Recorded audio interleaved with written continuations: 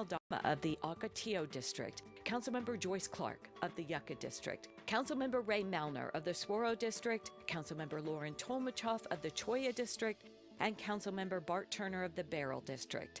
Thank you for your interest in our Glendale City Council workshop.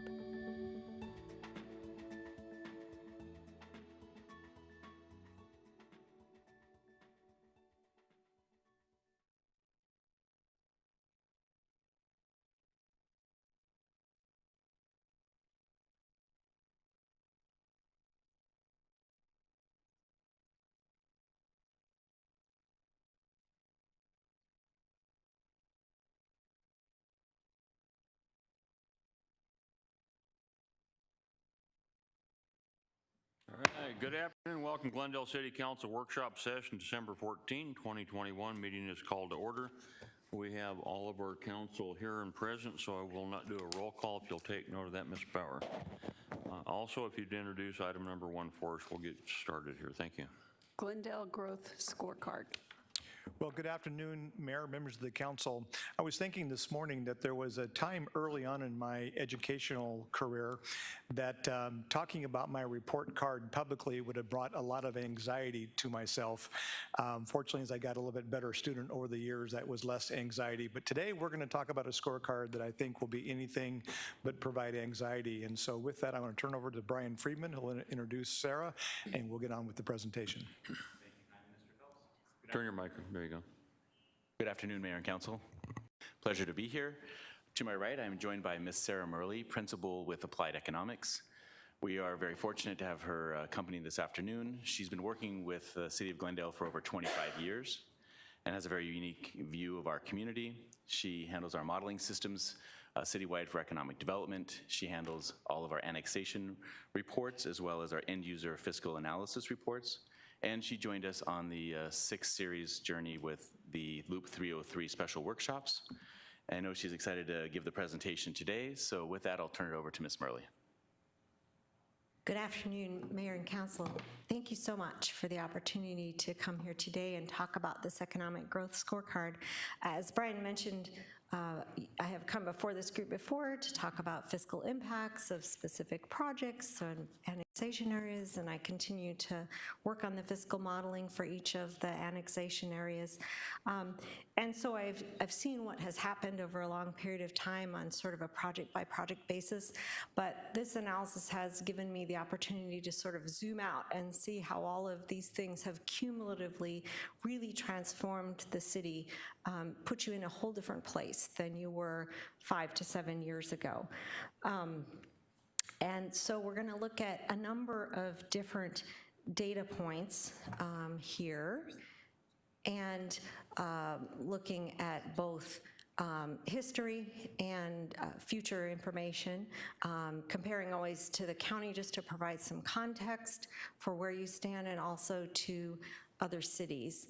And just understanding not only how these socioeconomic factors tell a story, but also how the policy actions that the council has taken over the past 5 or so years have really manifested in terms of the level of development activity and the improved fiscal sustainability and a number of other measures. So the topic areas that we're going to look at today include population, jobs housing balance, labor force growth, a variety of measures of fiscal sustainability, development activity, and then how that transforms into built space inventory.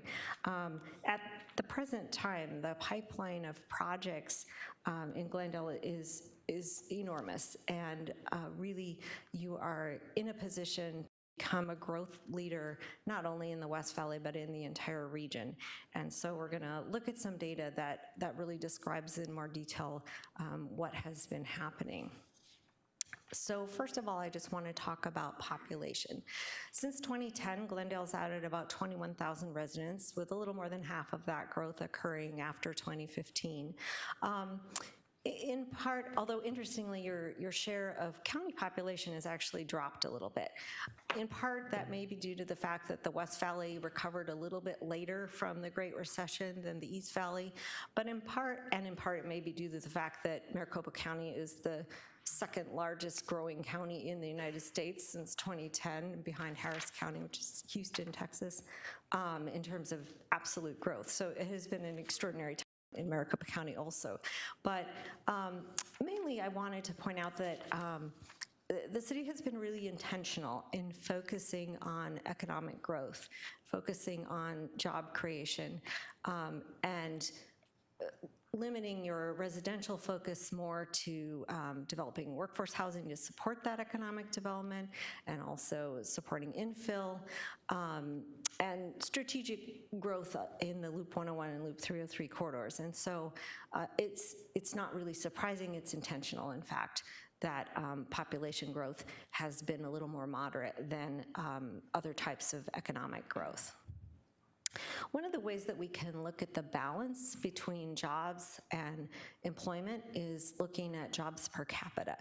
And so in 2010, Glendale had a ratio of 0.31. So that means for every resident in Glendale, there were 0.31 jobs, or for every 3 people, there was 1 job, turning it upside down.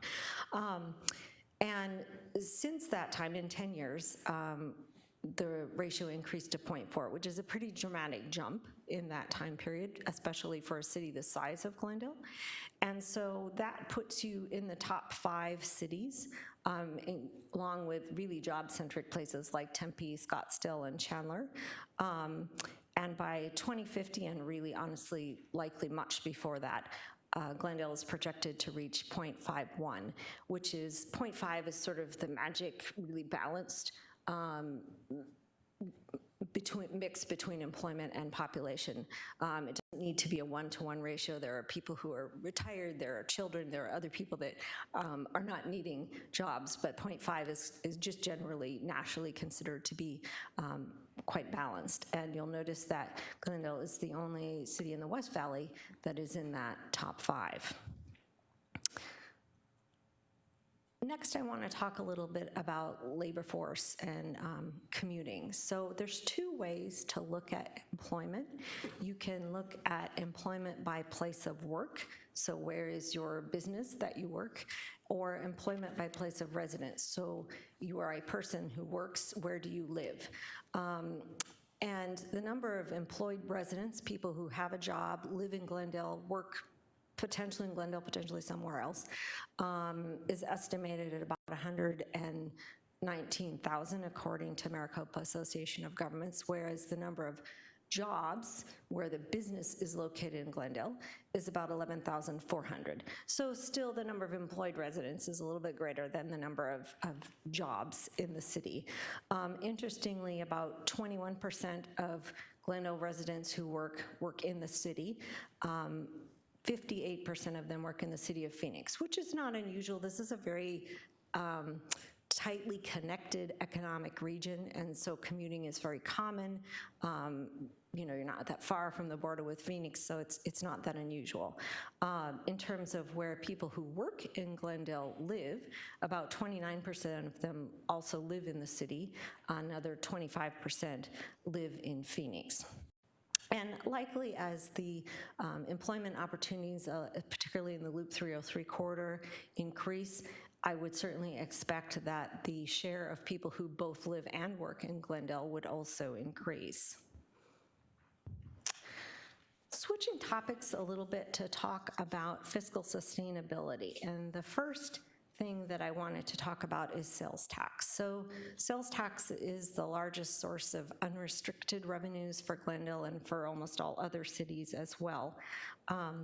And just looking at Glendale's growth over time, since 2005 on a per capita basis, sales tax collections have increased from $462 per resident to $735 per resident. And I have adjusted those figures for inflation. So that is a very substantial increase, and it's not really so much due to population growth, it's due to increases in the number of retail establishments in the city over that time. We can also look at a breakdown of sales by category. And so the graph below isn't all of the categories, it's selected categories, but we are comparing in this case to Gilbert in the East Valley and Peoria in the West Valley. So these cities are similar in size, not exactly. Peoria is a little smaller, Gilbert's a little bigger relative to Glendale. So by looking at per capita numbers, we can normalize for those population differences. Also, because these cities all have different sales tax rates, we're looking at taxable sales as opposed to sales tax collections. So Glendale is a little behind the other cities in terms of per capita restaurant collections, which is largely, again, tied back to population growth. Restaurants tend to cluster in areas with a lot of housing growth, which hasn't necessarily been Glendale's goal at all over the last 5 to 7 years. However, Glendale is ahead of these other cities in terms of construction, in terms of leasing taxes, which is a manifestation of the amount of non-residential growth, and also substantially ahead in terms of hotel and amusements. And I would certainly expect that as Crystal Lagoon is completed and is up and running, that will significantly increase the hotel and amusement collections, and also restaurants, although in that case those restaurants are really focused on visitor demand much more so than local demand. So looking more broadly at all general fund revenues, over the past 10 years, general fund revenues have increased by about 40%, about $62 million. And on a per capita basis, adjusted for inflation, from about $765 per resident in 2010 to $972 in 2020. And what that means really is that the city not only is in a more sustainable position, but can also enhance the quality of services it provides and catch up on some of the deferred infrastructure investment that perhaps wasn't possible in previous years. But really your situation has dramatically improved even just in the past 5 years in terms of general fund revenues, and that growth has significantly exceeded the growth in population, for example. Also looking at one-time revenues, and this does not include construction sales tax, but here I'm looking at planning and permitting fees, so building permits, plan check fees, engineering fees, things like that, and also development impact fees, which are not part of the general fund. But nonetheless, you can see the really dramatic year-over-year increases, especially between 2020 and 2021. Yeah, can you hold a second? We have a question for you. Yeah, I just want to ask a question on the revenues. Does this include CARES and ARPA funding? The reason why I'm sorry, Mayor and Council, the reason why we only showed up to fiscal year 20 is because fiscal year 21 does include a significant amount of CARES funding, and because that's non-recurring, it sort of skews the information. And so while there may be a small amount in fiscal year 20, I don't believe most of that funding made its way out in fiscal year 20.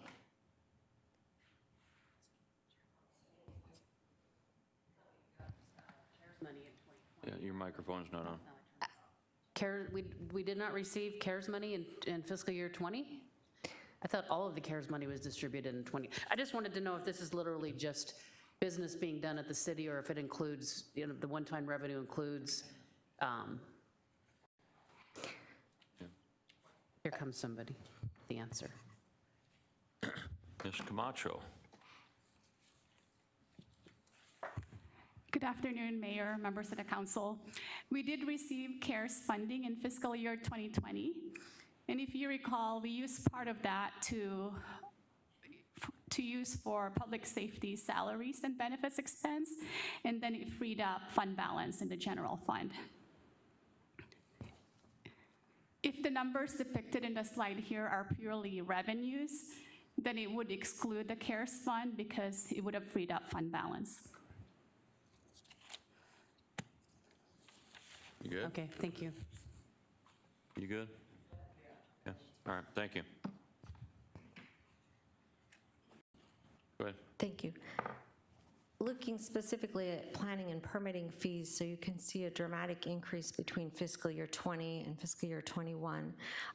Just based on the first quarter of fiscal year 22, if activity is continuing at the same rate, that could put you at potentially close to 43 million in planning and permitting fees and development impact fees in fiscal year 22, so above even the dramatic increase in 2021. The next thing I wanted to look at in terms of fiscal topics is bonded debt. And so this is another really important measure of fiscal sustainability. And I know many of you were part of the council in 2014 when the city's bond rating with Standard & Poor's dropped to a BBB and created a challenging situation. The council acted strategically and swiftly to constrain spending and to focus on economic development, to grow your revenue base. And within 2 years, the bond rating was increased to A+, and subsequently again in 2020 to AA, which is really a dramatic turnaround in a relatively short period of time that translates directly into taxpayer savings in terms of lower interest rates. And also, not just that your rating has improved, but the level of bonded debt has dramatically decreased by about 50% over the last 10 years. So puts you in a much better position strategically to move forward, to make selected infrastructure investments that will support future growth.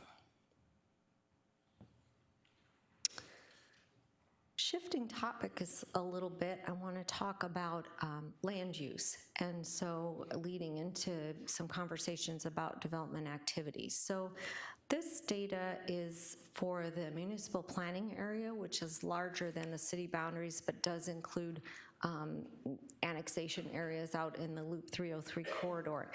And so this is data compiled by Maricopa Association of Governments, and they take the general plans from each of the cities and look at the different land use categories and put them into a uniform set of categories. And in the first pie chart, that represents existing land use. Anything that is already built will show up in the category that the land use that it would fall under. And you can see that about 1/3 of the land is either vacant or open space or agriculture. In the future pie chart, that is the scenario where everything that is available for development has been built out. And so you'll see there's just a much smaller amount of open space and agriculture, but no vacant land, because that's the nature of the build-out scenario. The most interesting thing about this is really the change between existing and future.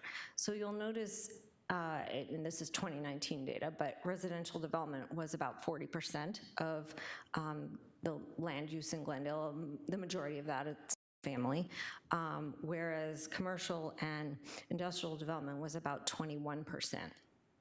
Looking at the future, residential increases by about 9% of the total, or about 4,900 acres. And keeping in mind this is in the municipal planning area, and I would expect that only a small portion of that growth in residential development would be inside the city, whereas the commercial and industrial and mixed use combined increases from 21% to 39% of the total. So dramatically greater growth, about 10,300 acres of new commercial and industrial development. So dramatically more growth in non-residential categories than residential categories, which really supports fiscal sustainability for the city. And I would expect that the vast majority of that non-residential growth would be in the city or would be annexed into the city.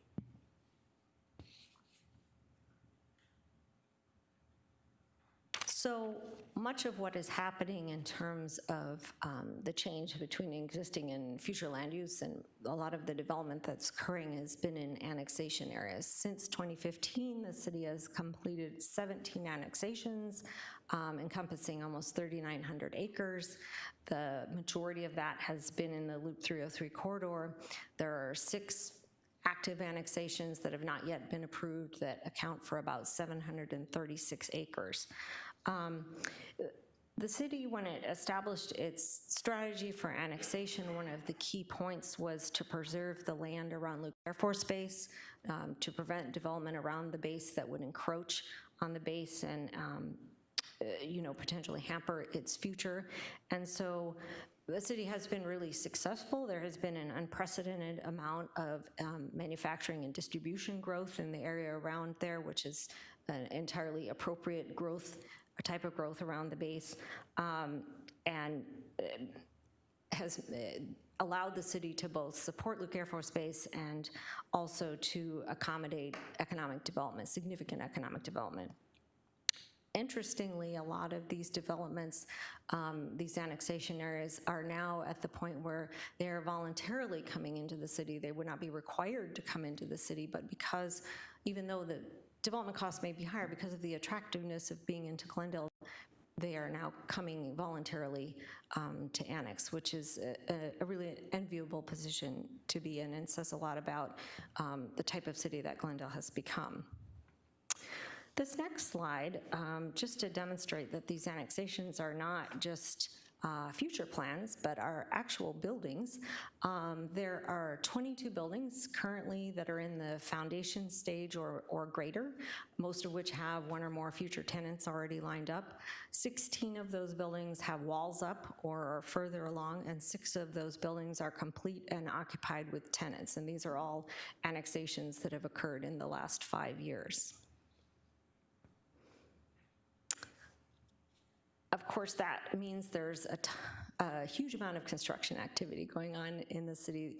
An estimated 14.1 million square feet of space had been permitted in the calendar year of 2021 as of October, which is a 56% increase over the level of activity just in the previous calendar year in 2020.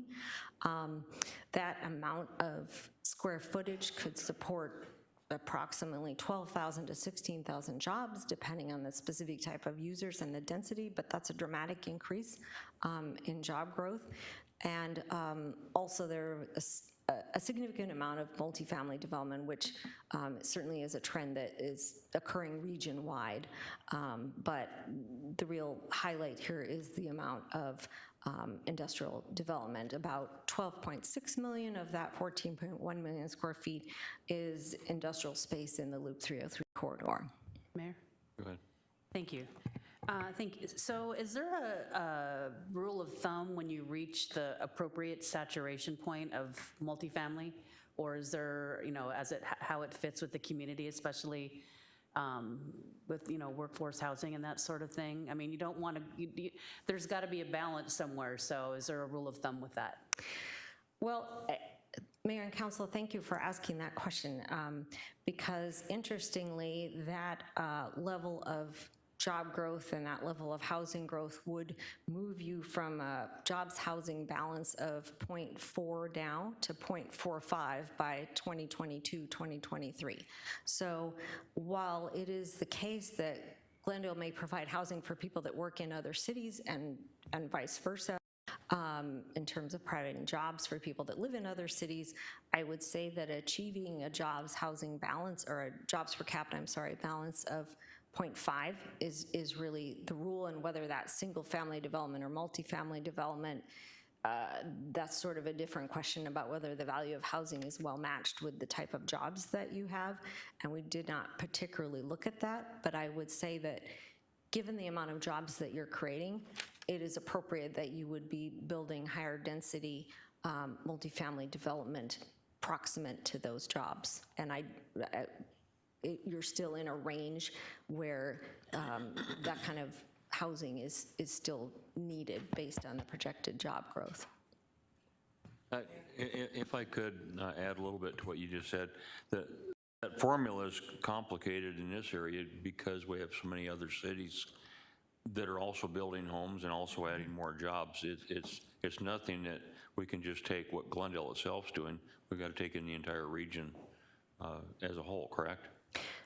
Mayor and Council, that is absolutely correct, but it's certainly, in my opinion, from a fiscal perspective, much better to be the city that's providing the majority of the jobs than the city that's providing the majority of the housing. I think all of us would agree on that. Go ahead. And It's not. Is it on now? Okay. And I'm not sure the question that Councilmember Tomachoff posed was actually answered. And if there is no formula, I wonder if it would be appropriate for council to create some kind of policy with regard to what kind of ratio we would like to see of multifamily versus single-family residential. So is there a recognized economic formula of what would be a good ratio of single-family housing versus multifamily? Is it like 2 single-family houses to every 1 multifamily unit? I mean, is there a formula? Mayor and Council, I don't have a number off the top of my head, and I will tell you that regionally, we have seen the share of multifamily versus single-family inventory shift pretty significantly, even over the past 5 years. So I think to some extent, you need to view it in the context of this region. That number might be totally different in a place like New York or San Francisco, but I'm happy to look into that question with regard to any information that Maricopa Association of Governments might have, because they are really the agency that monitors that on a regional basis. Mayor, if I could continue, this might be a topic for future council discussion. I recognize and support the need for density in and around the Westgate-Sun Harrow area. And that may require an even separate discussion from our discussion. But I think there should be, and council should recognize some kind of policy as to what kind of community in the future we want to be. And I think that developing some kind of ratio of multifamily residential is part of that discussion. So I would ask the city manager that perhaps we could bring that up in the future. Thank you. Mayor. Thank you, Mayor. Yeah, just kind of ask that question a little differently.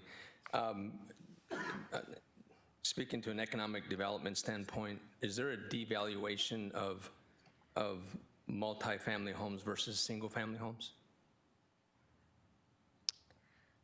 Mayor and Council, I'm not sure I entirely understand the question, but I will tell you that there are 2 things. There's certainly a trend in the market right now toward rentals. In fact, as you may be aware, there are a number of developments in Phoenix that are built to rent, so new single-family, perhaps attached, perhaps detached housing that is specifically built as rental housing. And of course, you know, along with a lot of just typical multifamily housing. That housing, because it is rented, does generate an ongoing flow of sales tax revenues that owner-occupied housing does not generate.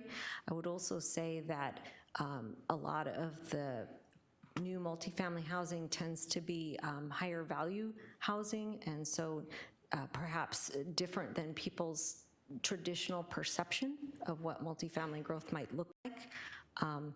So I'm not sure if that answers your question about devaluation. It does, thank you. Thank you, Mayor. Very interesting discussion on the multifamily issue, and I too would be interested in seeing where do we stand compared to peer cities here in the Valley. Well, I've always thought we should have some peer cities outside the Valley too, but certainly across the Valley, the ratio of our single-family doorbells to our multifamily doorbells, for instance. So that would be worth seeing. Given Glendale's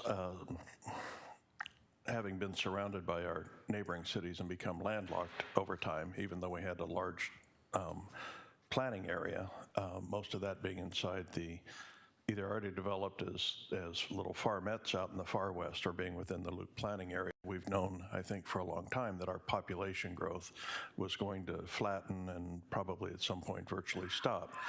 And it feels like we're getting quite close to that. We do not have much in the way of single-family development left available. We do have some opportunities for the multifamily. so we'll explore that. But I'm also interested in this other development, this job-related development that we're seeing in the western area that you were talking about. I think we need to start getting a handle as a council on where we are in that growth pattern. You know, how much of that pie has already been parceled out? What do we have to look at? Are we 20% of the way through the available land that we have out there? Are we 50% of the way through? You know, I think we need to have a sense of not just how much we've done in the last 5 years, but we need to know where along that path we are. These one-time revenues, for instance, will not continue forever, and neither will the general fund revenue growth based on the continuing revenues down the road. So we need to know what our, in essence, what our trajectory is. So I'd like to see some information presented to us in the future about that. Thank you. Thank you. Based on the 2019 data, there is about 10,300 acres of developable commercial, mixed use, or industrial land in the municipal planning area. Now, some of that since 2019 has been annexed and is under development, but as of the last time MAG updated their regional projections, that was the amount of developable non-residential land that they were assuming.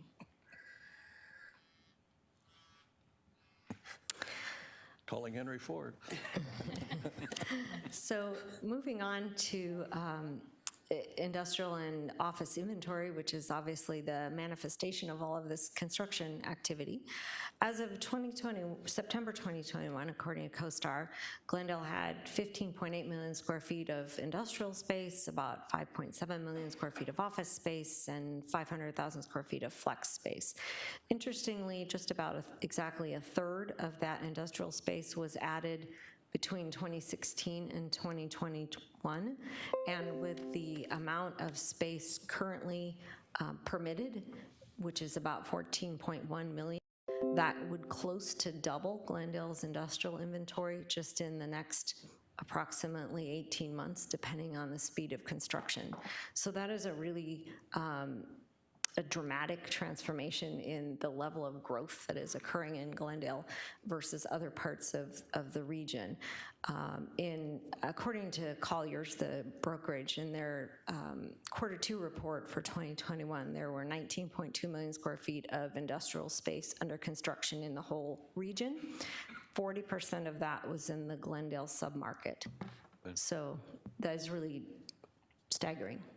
I have a question for you. Thank you, Mayor. Do you have any data on the absorption rate of this industrial space? Mayor, Councilmember, we only have, of the 22 buildings or foundations that are laid now, 16 with walls up or a roof, only 6 of them have a tenant or able to occupy at this point. So of the 6, they're all occupied. Okay, Mayor, if I could, so are we, you know, basically region in the West region where this is happening, you know, basically it's just kind of following along the 303. Are we, and I've done some reading of the absorption rate industrial, basically valley, even in the East Valley, and it seems that it's pretty high rate of absorption of these buildings, that there's a lot of demand, and that you build it, they will come, is kind of how it's been working. So I'm curious about that actual number though, because I don't think we want to end up with a whole bunch of empty industrial buildings out there either, so. And Mayor, Councilmember, if I can, just to help the council feel better about that, yesterday we were at a lunch with a prominent broker, and on the average building, there were 9 offers submitted for a single building. He gets to choose between the 9, and the larger stressor point was how to maintain the relationships with all these other high dollar end users or corporations that they have long-term relationships with nationwide, and how to manage not disenfranchising themselves to end users that they want to maintain a very long-term relationship with. And they're under the point of it's stressful for them to manage selecting the end user that they'd like to select of the 9, and how they are going to go about doing that with the owner who owns the building. And so 9 is a staggering number to have for a single building in Glendale, and that was as of yesterday for as an example. Thank you, Mr. Friedman. I guess I turned it off. Okay, so that's really interesting. So in a situation like that, obviously, as a city, we would say, okay, which of these is going to generate sales tax? And we want you to pick that one. So, I mean, how does that exactly work? Well, Mayor, Councilmember, that's a very good question. Yes, we do think that. And so we, through our relationships, try to explain things to them, like the work with Ms. Murley about how cities generate revenue. We're out there explaining that as if we've all had the chance to work together for a significant amount of time. And so we very delicately, through our relationships with them, let them know we prefer manufacturing, we prefer high dollar add advanced manufacturing type jobs. This is why, this is what it does for our community. This is what it allows for the general fund collections, which our council then pours back into opportunities for citizens through increased parks, recs, services, amenities. And so they know very directly what the city would like to see. And then so we, of course, in America, leave it in their hands to select, but we do our best through our relationships with them to have them hopefully select what's in the best interest of not only their landowner, but for the city. We go as far as to say that if it's no, never mind, and there's 9 of them, and one of them earns 3 times more for the city than another option, we would certainly appreciate the one that does that on behalf of the citizens, our stakeholders. Okay, Mayor, if I had one more question. So would it be safe to say that it's typical that that they don't have a user when they, I mean, obviously, if you know, like, for example, Amazon has been infamous around the country to say, well, who's going to give us, you know, the most? And that's where we're going to go. So when you don't have a user, you're kind of at a little bit of a disadvantage because you don't know whether you should, you know, I mean, if you want to offer incentives or things like that, then if you don't know whether there's going to be, you know, revenue generated or what the possibilities would be, you're kind of playing a guessing game. Mayor and Council, I did want to add that while there is certainly risk with speculative development and not knowing when you build it who your users will be, also another trend that we're seeing in Glendale is related to speculative builders tax. So when you build a building and you do not intend to be the end user yourself, you pay construction sales tax on the materials you know, when the building is built. But to the extent that that building is sold within a specific period of time, 18 months, could be 12, I could be wrong. But in any case, to the extent that that building increases in value, which is happening right now, not just in Glendale, but all over the valley, there's an additional speculative builders tax on the final sale price. So there is an upside to having that speculative development from a fiscal perspective. All right, and I just wanted to say one thing, and then I'm going to have Mr. Phelps speak also. It's not just what the city wants, but if I'm an investor and I'm putting millions and millions of dollars into something, I'm going to look at that potential renter as somebody that's got a good credit history, that has a strong business background. Those type of things is what, as an investor, as a property owner, I'm going to be looking for to protect my investment. So when you get a combination of working with the city and also my interest as a developer, I think that's where most of them are going to go. I don't think anybody can afford to spend millions of dollars to leave a building sit there vacant. Mr. Phelps, you had a statement? Yes, Mayor, Councilmember Tomachoff, thanks for bringing this issue up. It's actually one we have quite a bit of conversation around. And I would start with the premise that, first of all, relationships are so critical to what we do and how we approach economic development here in the city. And there have been numerous times just in the last 2 years where where developers come to us and say, we're thinking about this type of end user, what would potentially be the city of Glendale's response? And I can name several that come to mind where we said, we would be less than excited to have this end user. And a lot of things we're paying close attention to are not only just the number of jobs, because we kind of discouraged one large project that had a lot of jobs, but we're barely over the minimum wage threshold and had very minimal benefits. And we don't think that adds value to our community. And so we really focus in on what is the average payroll going to be, what kind of benefits do they do, you know, what kind of training opportunities they provide. And so that relationship and the trust that we've developed in that relationship allows us to be really, quite frankly, honest with what we would do. Now, a lot of them have entitlements, and we can't say no to that. And that's the value of the relationship, is because they value working with the city so closely that even though they know they legally could do a project, if we indicate that we don't think this is the type of a development that we think meets the council's vision, they have almost every time have backed off of that and gone a different direction. And so then as we put together our incentive package, we don't offer incentives to every project that comes in, but those that do demonstrate a large amount of jobs per square foot of building, those that offer good benefits along with family-sustaining wages, we do come in and encourage those, and that's been a successful formula really for our econ development team. So I appreciate the question, because really it's at the crux of, it's one thing just to have an annexation policy, it's really about building then around a strategy for how we wind up with the kinds of projects that we want to do. And I'll just end with this, a great example, and no offense to those companies that need to use large data centers, but we've been very cold shoulder on data centers. High power consumption, in some cases high water consumption, and low number of jobs per square foot.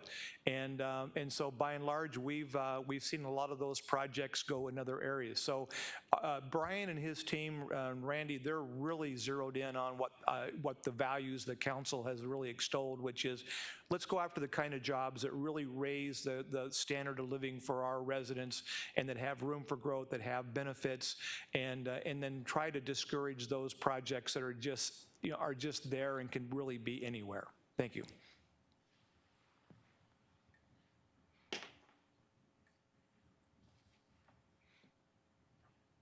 Thank you. This last slide is really a summary of all the topics we have talked about and some additional topics that are covered in the report.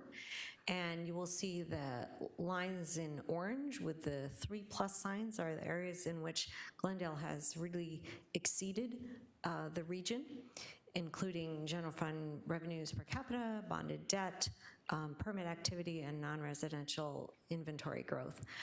But in all cases, Glendale has generally at least kept up with the county, which is honestly nothing to sneeze at given the level of growth and activity that has occurred in Maricopa County over the past 5 to 7 years.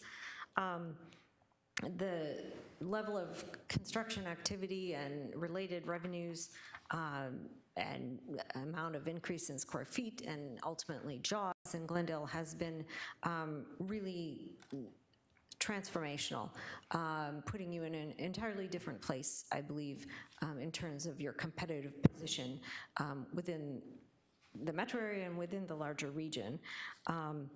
A couple of other examples of some transformational changes that have happened. There have been 3 new luxury auto dealerships at 101 and Beardsley in 2020 and 2021. Of course, Crystal Lagoons is going to be a transformational kind of development, a destination tourism development that will bring a lot of new visitors to Glendale and their spending with them. And I think all of these illustrations that we've talked about today are really make it evident that the policies that the council has put in place with regard to annexation, with regard to fiscal sustainability have been effective and have served to diversify the mix of office and industrial users, to support job growth, all while continuing to provide quality services to existing businesses and residents, increasing the amount of funding available to do that. And also the city's executive leadership has been careful, striking a balance between the amount of housing growth and the amount of employment-related development, supporting increased densities in strategic areas along transportation corridors in the Loop 101 and Loop 303 area, and also focusing on infill in order to, all of these things allow you to leverage existing infrastructure capacity, which is a much more efficient way to approach development. Certainly the city has dramatically freed up its finances in terms of reducing bonded debt, which puts you in an excellent position for the future. Really overall, it's been a very positive story, And I think that this growth, while growth at this rate is not going to continue forever, the nature of non-residential growth that you're having certainly sets you up for a balanced, sustainable situation in the future, and also puts you in a strong competitive position from an economic development perspective. All right. Mayor? Go ahead. First of all, I want to thank Sarah and Brian and the rest of staff for really saying it. And I know I'm going to refer to it over the coming months exclusively, a lot of times. This is a good news story for Glendale. And I would like Glendale to create some publicity around this good news story. We don't toot our horn enough sometimes. And I think just in terms of job creation, the reduction in indebtedness on bonds, these are two major stories in and of themselves. So I would certainly encourage staff to look at how they can take elements of this report and disseminate the information more widely.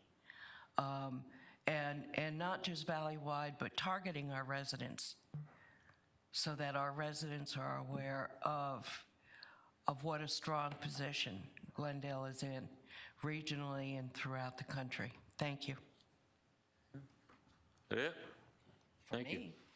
Thank you. Ms. Barr, if you... Mr. Mayor, can I just wrap up just a couple quick items? Just again, I think this needs to be reemphasized that, first of all, in my experience, most cities, if you were to call up and ask them for their strategic priorities, almost every city that I've ever come across lists econ development as a priority. And yet we all know that it means different things to different cities. And I hope that the council understands the importance that good econ development starts with good public policy.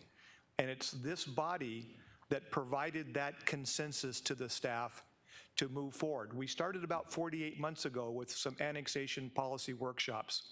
And from there, the council was able to come together and reach a real strong consensus about how we should move forward. And so first, what I want to say is it always starts with having good public policy, and none of this would have happened without the direction from this council. And you should take, I think, a certain amount of pride in the direction that you've taken it from being a concept, but started to work on it. Second is good public policy requires good implementation. And I will say, I think we have the #1 economic development team in the region. I'm not saying that because it's our team. As Yul Brynner once said, for those of you who are old enough, he used to say, no brag, just fact. And it is a fact. Our team does a lot, but you've also, over the last 3 or 4 years, provided funding and support to the econ development team and allowed us to kind of get in a position to be able to do what we've done. Third, I hope you heard what Sarah said, that if our measurement for success is population growth, this report is probably disappointing to you.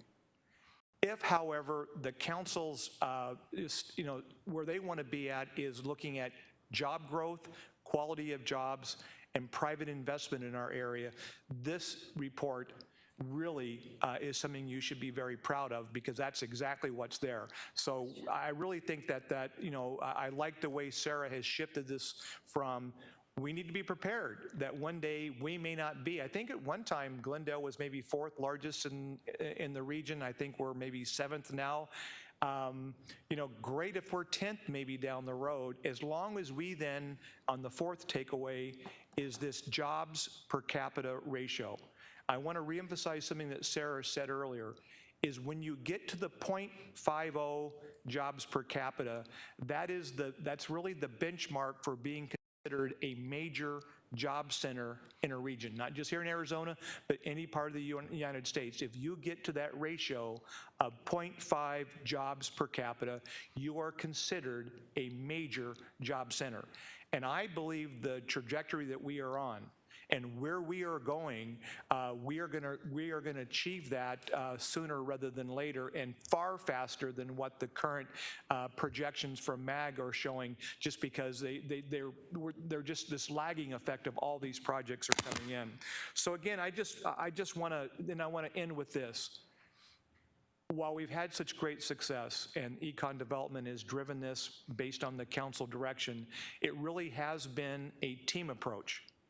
Because none of this happens if we don't have people in our planning department that are doing all the annexations and approving all the plans, our building safety team that goes out and has to do the inspection, our fire inspection program, our transportation that are figuring out how we have to support these developments, our engineering department, our water division. All of these departments in your city have been clearly on board as a team supporting this initiative, and again, I think it would be unfair to them to only say that, you know, that it was Brian and Randy and Jesse and our econ development team that started with you. And I again I just think you should feel really good about the direction you've given. We've had tremendous implementation from the econ development team, and then we have surrounded and really put together a very vertically integrated approach to how we do this. So again, good. Like with Councilmember Clark, we've been looking forward to releasing this report card to the council. We are working on strategies for how we will communicate this publicly. You know, it's hard. You know, I mean, you know, I know we need to do that. I think we're sometimes get so focused on just moving forward to the next project that we sometimes miss those opportunities. And we'll make sure that Brent and his team, in working with Lori and economic development, that we'll make sure we get those out and disseminated. But thank you, sir. Mayor?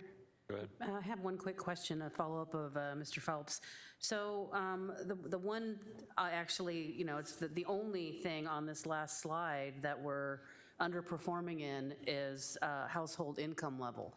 And so obviously the jobs help, but I mean, we've got to be able to make the connection to especially the parts of our city, the people who, you know, maybe need a little bit more help getting educated, you know, whatever they need to be able to get the jobs. But what is, generally speaking, the lag time between getting to, you know, 0.4, 0.5 per capita jobs and bringing up that, we've been looking at this, you know, since I've been on this council, is that our household income levels are low compared to some of our neighboring cities. So.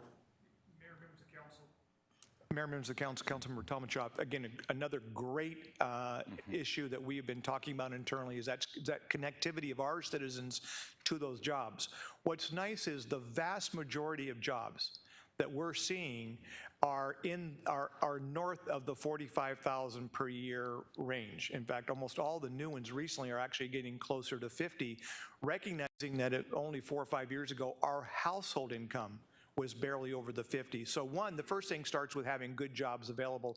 I think what you brought up is really important, and something that we'll go back and start talking about is, as all these jobs start coming online, what can we be doing to communicate to our citizens that A, these jobs are available, and B, if you need additional skill sets or training, what can we do in working with our community college system, our different universities here in the area, to get them trained up. And I think that's a great goal and expectation, and I think from a public policy standpoint, I think that I would really encourage us to kind of focus on that and really take full advantage then of these jobs that are being created. Awesome, thank you. We good? All right, good job. Thank you.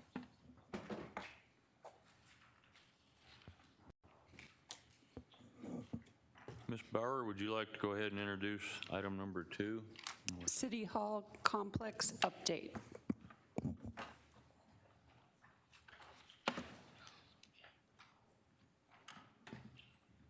Mayor, members of the council, we have a little bit of a team approach today on this next presentation. And like the economic development report, that has literally been, you know, months and months in the making, our presentation today is similar. And where we're at today has been revolving around a tremendous amount of work being done kind of behind the scenes. So we're very excited to discuss the future of our City Hall complex here in downtown. And so with that, we'll start off with our Director of Field Operations, Michelle Watenko, and then she'll introduce her team. Mr. Phil. Thank you, Mr. Phelps. And yes, as Kevin just explained, this is a team effort, and we're hopefully you can see the presentation here. So we've actually expanded this a little bit. We're now going to call this the Downtown Campus Reinvestment Project. It's a little bit more than a city hall, and it has taken a team to get here. So with me today, I've got Darren Frank, who is our Deputy Director. He runs all the facilities within the city now, and next to him is Eddie Garcia, our Principal Architect in the Engineering Department. This is not the team, this is just the people that are representing the team. I think everybody that works in City Hall has been part of this effort to date. The team includes Jim Burke, who represents Public Facilities, Parks. We can't talk about the campus without how do we get to City Hall? And so, of course, we're talking Murphy Park in there. Jessie Peterson has been a huge component of this, and she's pulled other members in from economic development to go through this as well, to help us determine how we help them. Jamshed Mehta, when we start talking about a one-stop shop or how we serve people, we pulled in the development services, the planning team to be part of that. And then Lisette Camacho, who's got a part of this presentation as well. Her team, the customer service center on the first floor has just been huge. But it's been every department. There's been internal workshops. We've taken over to see other facilities, find out what works, what doesn't work. And what you're going to see today kind of is that culmination of this effort. So the presentation today, we're going to go through and cover the background, and really this is the why. Why are we doing this? Aspirations is going to show you kind of what we can do, and this is the what. And then we're going to talk the how. So continuity of operations is extremely important. Our mission of the city is to improve the lives of the people we serve every day, and we can't do that if we stop serving them. So we spend a lot of effort into how do we not only continue to serve the people, but we improve it. And we improve it through construction, and we then improve it in the end as well. And then we'll go, the timeline and the funding. We can't end without discussing what the costs of this project are. So really, as I just said, the project has gone from City Hall. We're now talking the downtown campus. So that's our project today. The why, Mr. Phelps just talked a little bit about the special council workshops where you developed the philosophy on annexation. We did the same with buildings.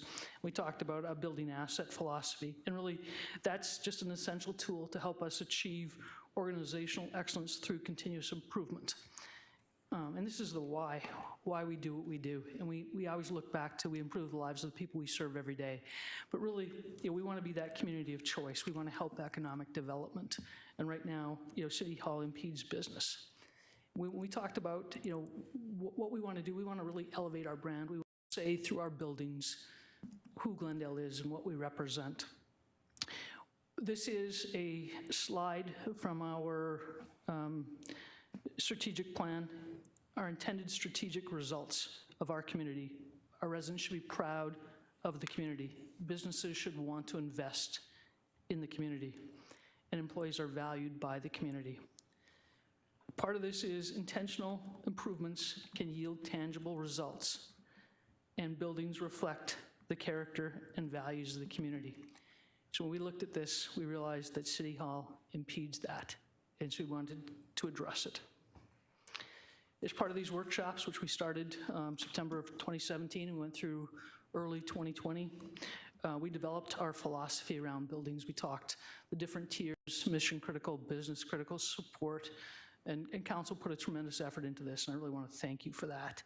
We determined the attributes of a business critical building, and I want to point that out because we determined the City Hall is really a business critical. That's a building that contains vital activities, devices, services, and if failure happens, the business could suffer financial, legal, but more really reputational and other damages and penalties.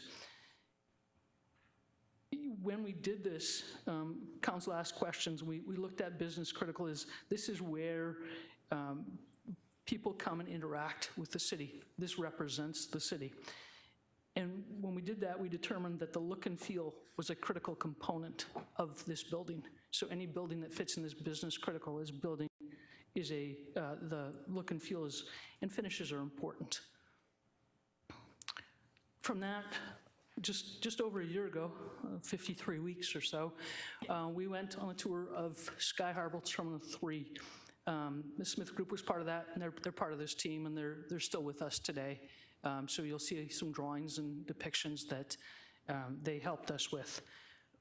The picture there, Sky Harbor Terminal 3 prior to modernization, built in that mid-1980s, very similar time frame to City Hall, very similar architectural style. I call it neo-brutalism. The idea back then in the mid-80s was to show that you were strong and robust, and that's what the building was to represent. It was an intentional design, little windows, worked really well in the desert when windows weren't very efficient, but doesn't work today.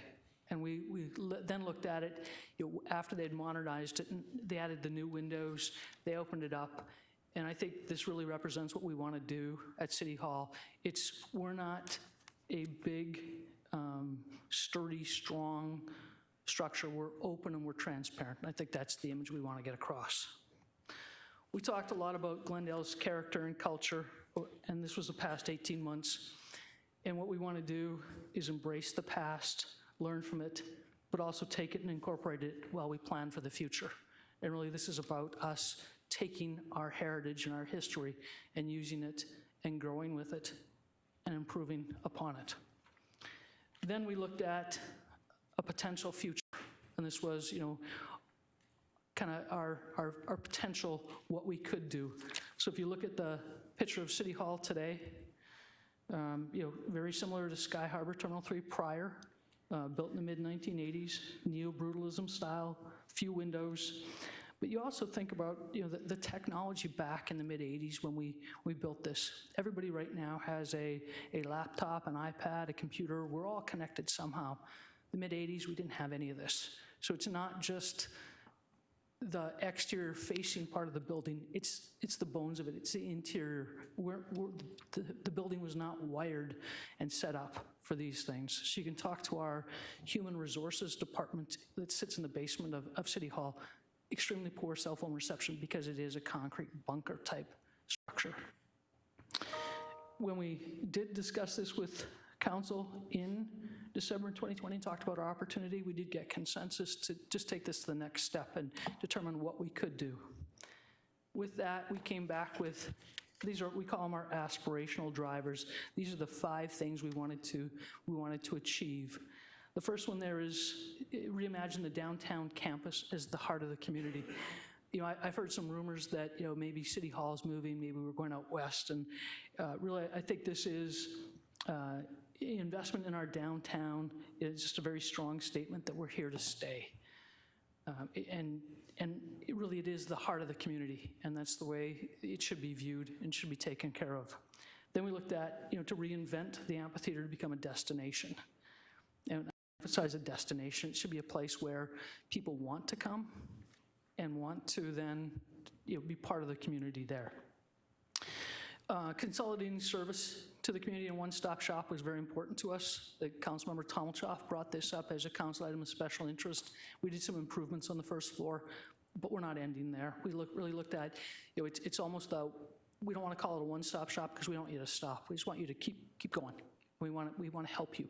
I think while we did that building asset philosophy, we talked about the person that came in, with their building plans, and it was their dream. They're funding their dream, and we sent them to 3 different floors so many different times. We impeded the way they did business. We don't want to do that. So we really want to talk about how we serve the community better. We want a building that facilitates that.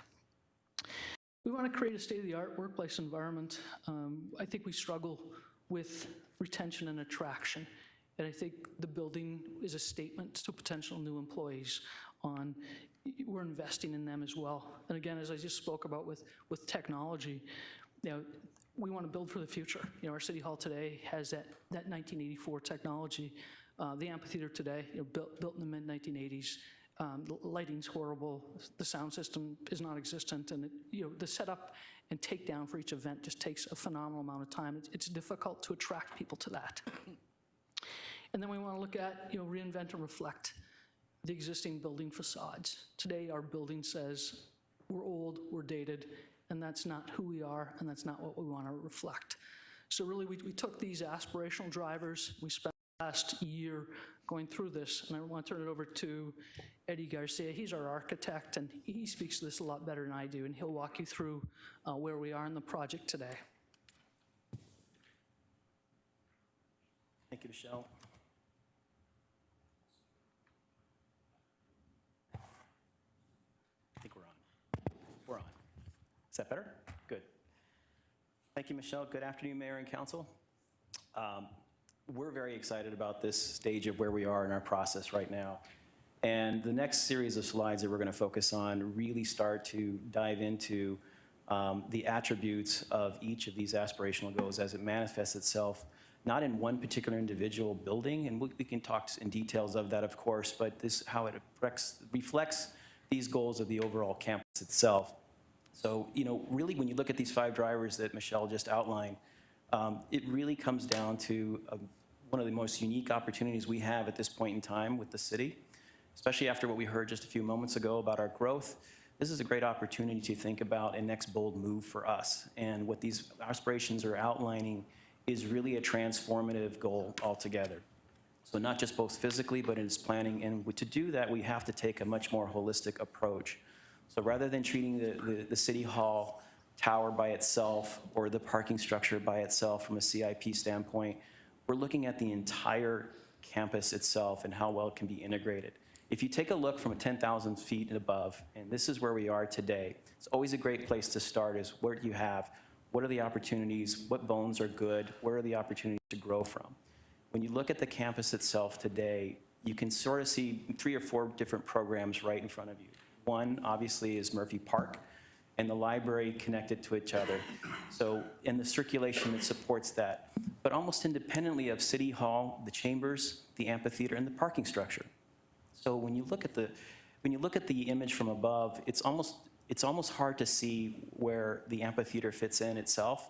Is it integrated with Murphy? Is it part of the actual City Hall structures itself? And at the same time, if you look even more closer, you can see that it's just sort of divided. City Hall's kind of on the west side of the property, and Murphy Park and Library on the east side of the property. And therein lies what we think is a challenge and an opportunity. We don't see the integration today that it can be. So we see an opportunity to help improve the wayfinding experience. When patrons come, how do they cross the street? Do they cross where the decel lane is?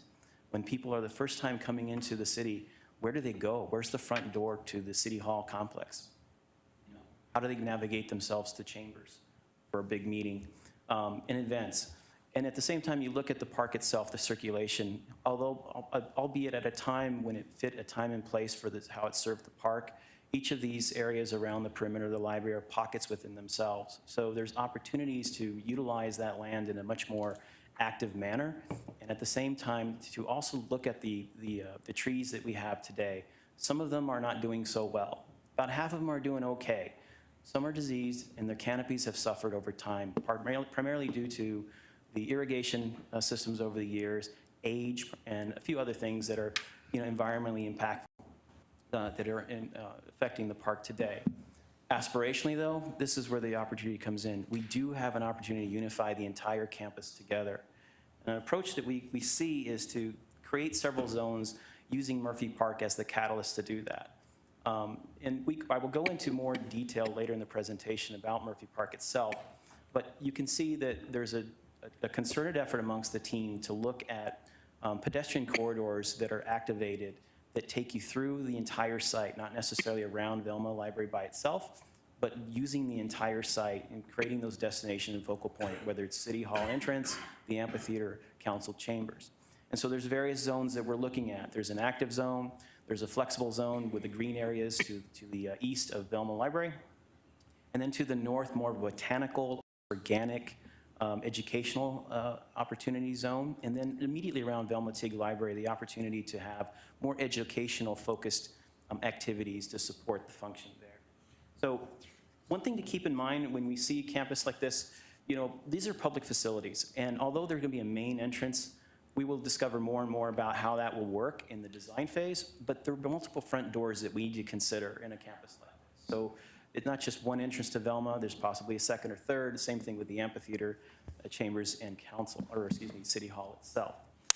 So this is the framework that's setting up for all the components that we see are part of this project, part of this re-infrastructure of the campus itself. So this next series of slides that you're going to see are representative of the components themselves.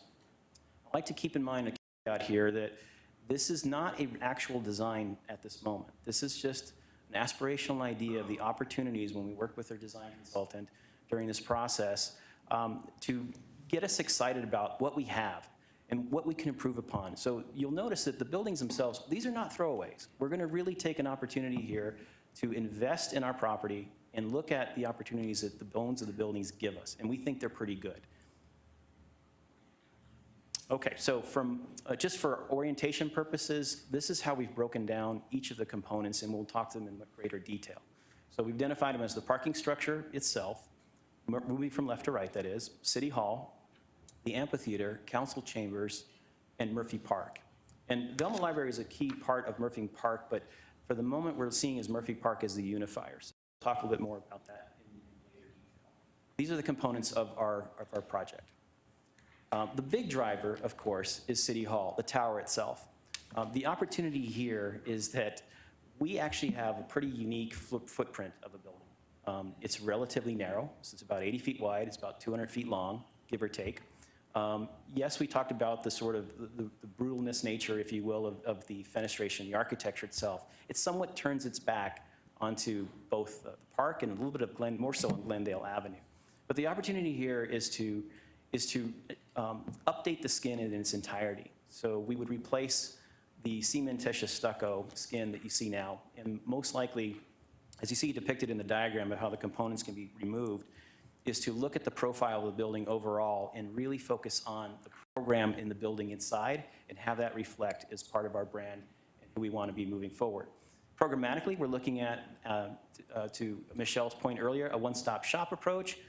This will be on the ground floor. We think it's a unique opportunity to link the breezeway between City Tower and Council Chambers and grab that square footage back and utilize it as our main point of meet and greet, if you will, with our citizens and people that are going to be coming to City Hall for business. We want to update the building, its life safety functions altogether, modernize all the systems to the degree that we can. And that includes expanding the restroom core. And then most significantly, I think, in terms of its form, is taking a look at the roof. It has been problematic over the years. It's been tough to maintain. It's tough to get access to it, to be honest. So the opportunity here is to potentially see it as a flat roof, or at least a different form that's much more accessible and maintainable, and potentially opportunities to put other things on top of the roof if we deem necessary. So from an image standpoint, we're talking about bringing in materialities that is different from a cementitious stucco, potentially metal and glass, aluminum glass, really looking at the fenestration to take advantage of transparency and light, so that when I show you some additional slides, you can see how we see that more glazing and transparency will help with daylighting on the floors. Creating these apertures that really focus on the city itself versus turning its back on Glendale. Taking advantage of first floor square footage across not just between City Hall and council chambers, but including to the south side underneath the shade structure, or at least the overhang that we have with the building footprint. Capture that space. We have 17 feet to play with in height. And imagine if we had more transparency from the road to see that. So now it's becoming more of a front door, a window, if you will, into our world, as well as the city. And we can take advantage of even mechanical enclosures for either branding opportunities from the city, or even potentially art elements that can be part of the fabric itself.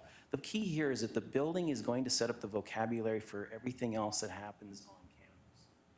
It's a great opportunity. So here's a little bit of the story of linking the two buildings together from one-stop shop approach. The idea here is that we would capture the space where you currently see the elevator and the stairs right now in between. We would move those outboard to the roadway, or just to the west edge here. And this would be essentially, currently we see this as the new front door, if you will. opportunity for self-service to have. You could triage and or have some cross-training where people or our staff are meet and greeting customers or citizens one-to-one. The folks can come in, pay utilities, much more face-to-face service, if you will, an opportunity to meet with their plan reviewer, basically to organize all the needs from a one-stop approach, and then afterwards, if there needs to be direction to a different floor or direction to a different department, this is where that would be triaged. But essentially, we would capture that square footage back. It's roughly about 5,000 square feet, even a potential to have some pre-function gallery space before you walk into chambers. Moving upstairs, again, architecture, the fenestration wants to reflect programmatically. And this is an opportunity to think about the workplace today and beyond and its flexibility needs. I think all of us experience this to a different degree, but the opportunity here is to focus on having more flexible office systems on the perimeter, including different kinds of touchdown spaces, depending on the workload or depending on what activities need to take place, and have the central core being more of the hard-walled office or programmatic areas, whether it be a conference space, cafe area, and so forth. So the point is to provide a diversity of spaces that allows different activities to be either from a private standpoint, solo office standpoint, collaboration standpoint, and flexibility for future needs down the road. I mentioned earlier that the floor plate's roughly 80 feet wide. Great opportunity to bring light in both sides. Right now, there's the offices that we have today are on the perimeter, and it kind of blocks light coming in, even though there's some side lights that allow light to come through, but nothing like we would have if we were able to open up the floor. And secondly, you'll notice that the big planning move is to eliminate the central corridor, which is, we refer to it as a double-loaded corridor. There's no daylight in it at all today. There's some gallery space to it where you can hang things on it, but essentially it's double-loaded with doors. So it's very narrow. It's very efficient, but at this opportunity, when you can work in an environment like this is what we mean by moving more towards the state-of-the-art approach. We also want to consider amenities, both public and private, at least for our employees. The ground floor is being transparent as we can. So this is the image to the left is a rendered idea of the one-stop shop concept. A lot of glazing, so when you come in through the pathways of Murphy Park and around the amphitheater, this is essentially the hub of where the first activity is for City Hall. And then specifically for our employees, for a bit of respite or opportunities to even have a small meeting, outdoor meeting, would be on a second level where we have now. We can capture that space above the one-stop shop and have an outdoor seating area, and with some shade as well. So moving along, I mentioned earlier in the conversation that is the amphitheater part of Murphy Park is a part of City Hall. We think as a venue, it's now the link for all of those things together. So here's an opportunity to take advantage of the bowl that we have today, the slope and so forth. It hasn't been conducive to fixed seats, obviously, and the lawn has been used in different manners. And you can see from the existing picture that we have as it is today, not too many people are actually using the lawn component. So one thought we had as a team was to look at as a combination of fixed seats and lawn seating, and to bring it more to an actual venue itself versus something that is maybe more on the park organic side. The other thing we wanted to do was to look at programs that would support it. So right now we just have a curtain that kind of pulls across and people kind of work behind there and then come across it.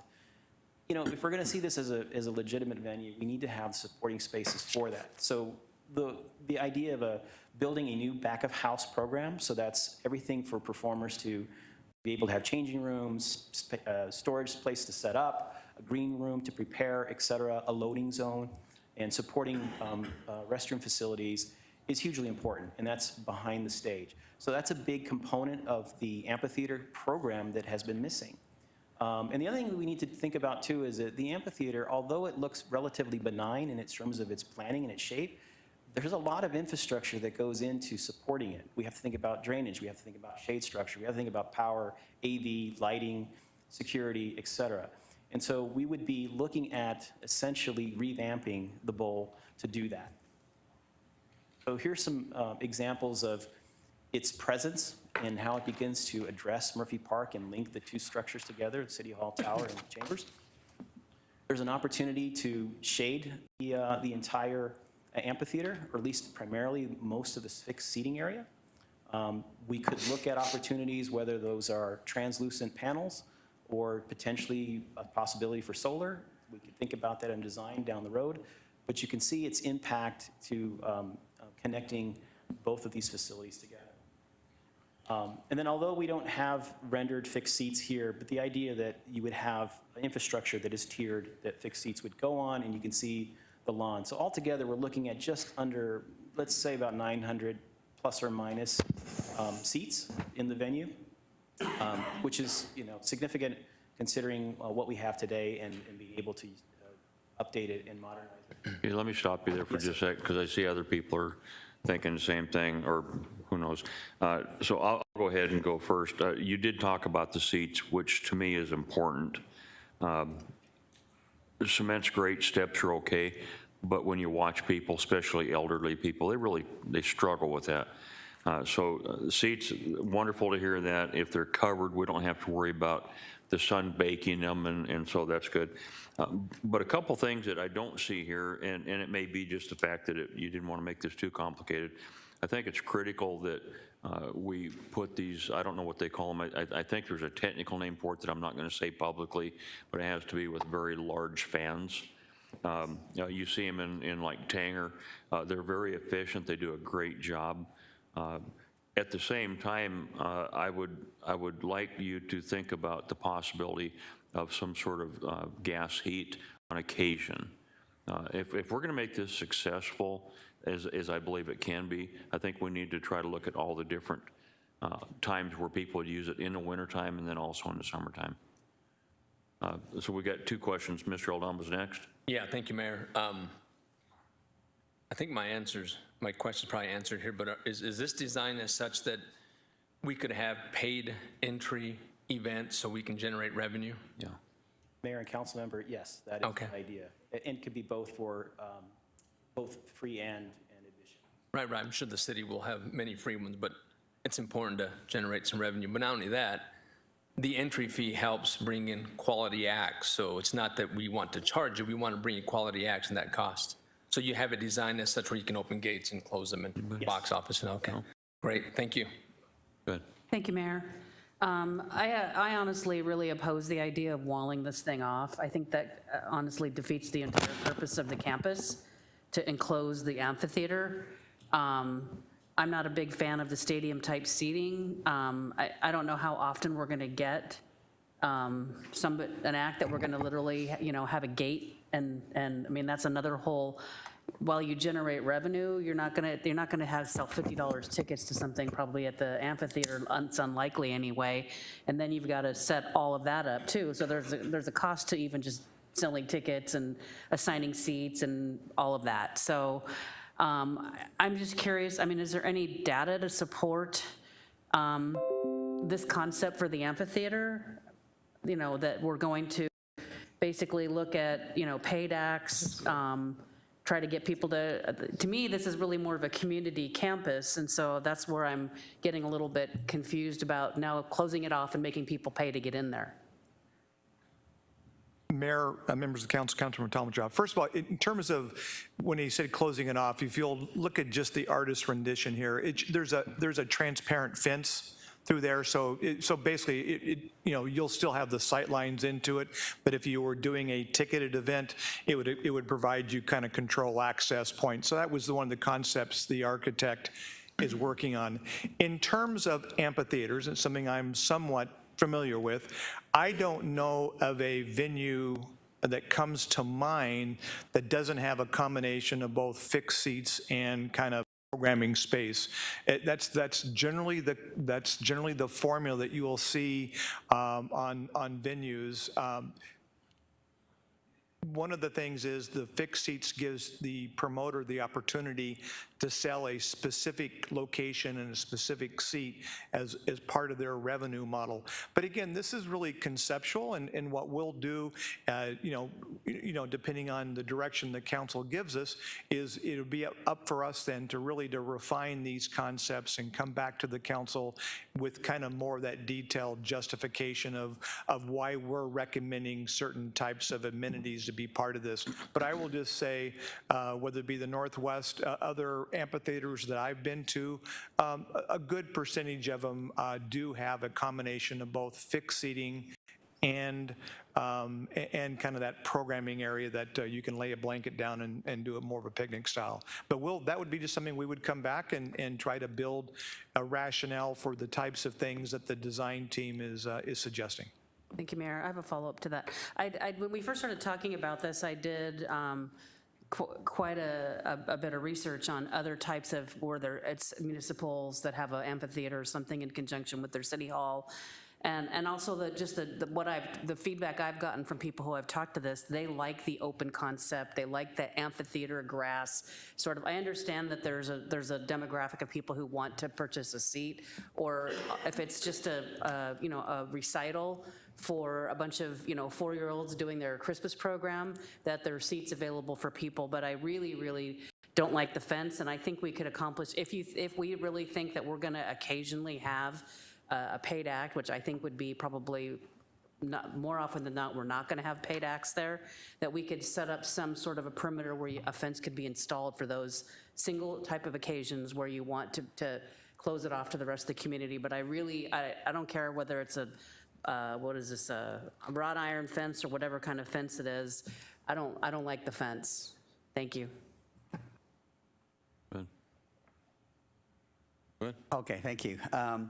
I would disagree somewhat with Councilmember Tomachoff on this.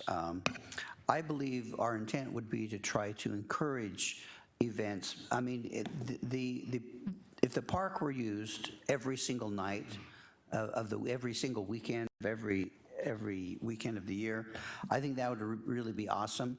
And I think we're going to encourage, and I recall the event that Councilmember Aldama put together, I guess, where it was fenced, they had the streets fenced off. It was extremely well attended. It was a paid event. And I would think that this would encourage that to happen a little more without a lot of setup time. And I get that maybe we could put up and take down, but again, I think we're trying to get away from that excess labor of preparing for an event from the city perspective, trying to build a amphitheater that is self-contained, that the folks can come in, they can set up their equipment, the outlets are there, everything is there that they need.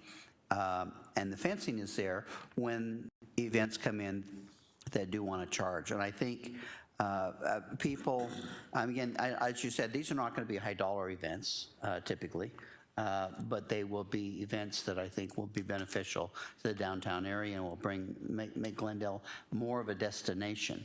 So I would disagree that having the fence is detrimental to the park. I do believe we need to have it open and available when it needs to be open and available, but having it there as a permanent structure, I think, adds to it. But again, I'll leave that up to the designers.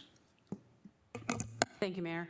I would hope that the amphitheater would be open and available to dance recitals and karate demonstrations, and to people in the community who are, that are residents and taxpayers who are funding this facility, and that for those, I think, would be the large majority of the events would be that type of an event, choirs and, whatever types of events there. I mean, we're probably rarely going to have a paid act, but what I'd like to ask Mr. Phelps is, if you were talking about a promoter, are we also going to be pivoting away from this being a staff assigned thing where we're going to deal with promoters and say, we're gonna pay you a management fee to manage? If we're gonna make this into an actual concert venue, then are we pivoting away from having special event staff managing all of this? Mayor, members of the council, Councilmember Tomachoff, if you recall in our discussions about the pivot for the downtown strategy, we've never said we would dedicate the venue as a dedicated concert venue. What we said is we wanted to construct it such that it easily accommodates kind of those free organic types of events that we may produce, but we also had a model to where we could work with outside promoters for them to kind of come in and bring the act in, put the risk on their backs, but then they create a revenue model that makes it work for them. So I think what I would recommend to the council is that whatever we design here, you try to design it with flexibility and so you can attract as wide a range of events as possible. This is a little bit different because our pivot strategy talks about moving away from 5 or 6 weeks of programming and really trying to have something 3 to 4 times a week. Well, that gets you up to 150 to 200 events if you're going to accomplish that. The only way we will get there is by having a really flexible venue space that's there, and that's why I think the at least initial concepts were a combination of fixed seating, so you don't eliminate, you mentioned a dance recital. Being a grandparent, I will tell you that dance recitals generally draw parents and grandparents, and they probably would prefer to be in a chair, for example, to watch an hour and a half long presentation. So I think they're really, I appreciate the conversation. I think the hallmark of a good design will be to create a space that we can approach it from a number of different ways of how we use it. I believe that since our strategy is not to make money on the venue, but to draw people down, I think actually there's going to be a really good opportunity to work with outside promoters. It was different. I owned a 1,600-seat venue when I was back in the Northwest, and there we had to charge the promoters fees to justify our business model. We had to turn a profit. We had to maintain the facility. Here we won't have to do that, and so I believe the example that Councilmember Malnar mentioned that Councilmember Aldama was involved with, I think there's going to be maybe more of those opportunities potentially out there than we may see today. But again, what I would say, we're going to take the input, we're going to have continuous discussion with the council, and what we'll do is the challenge we'll give, assuming that the council wants to even invest in an amphitheater, is to try to build the case for the decisions we're going to be recommending to you. Mayor, one more follow-up if I may. Go ahead. Do we have, we've done 2 months of the music, so, and I know the May, there was a little confusion about what data was collected and who collected it, because there were some follow-up conversations with the ambassadors who said they were not collecting data, but I would hope that we have some data from the people who attended, feedback and things like that we could also incorporate into what we would be looking at for the amphitheater. Yeah. Thank you. Before I go to you, a couple things that Councilmember Tomshoff had said I disagree with. The grass, I do like grass. In fact, I have an acre and a half full of it, except for underneath my very large shade trees. Yeah. And in fact, if this is covered, which I think it really should be to make it efficient, trying to put grass down there isn't going to work. The grass in the back away from, where it's sunny is fine, but in that area where you sit isn't going to work. And I can tell you I've had countless complaints in the past on ants, literally the ants in the grass. So the amount of effort it takes for maintenance to try to keep it looking nice, keep it clean, trying to mow it, trying to make sure you irrigate it, time out the irrigation when you can and when you can't. To me, it doesn't make sense to have grass there. The seats, I've gotten to the age where, you know what, sitting on the grass is fine, but getting up is a lot harder. I like the seats. I think it's a good idea. And with them being covered where I don't have to worry about the weather or the sun baking them or cooking them. But keep in mind that the average American bottom is bigger than it used to be. I would hope that when you're making an order, you literally, seriously think about increasing the width of those seats. Airlines haven't figured that out yet, but someday they will when people quit getting on airlines. Councilmember Clark. Thank you, Mayor. I love this concept, this one. There are a couple of comments that I would make. I like the idea of fixed seating. I too am at the great-grandparent stage, and sitting on the ground has become almost impossible, so the idea of fixed seating is very attractive. I see the need for the fencing as a permanent structure, but perhaps it could be less intrusive looking. Either lower the height of the view fencing, or perhaps consider, I want to say plexiglass because that's the only thing I know, but some kind of transparent barrier that surrounds it so that the full view, which would open it up and make it look like it was all open. Because we want to keep that open feel. I think there's been a lot of discussion as to how it will be used.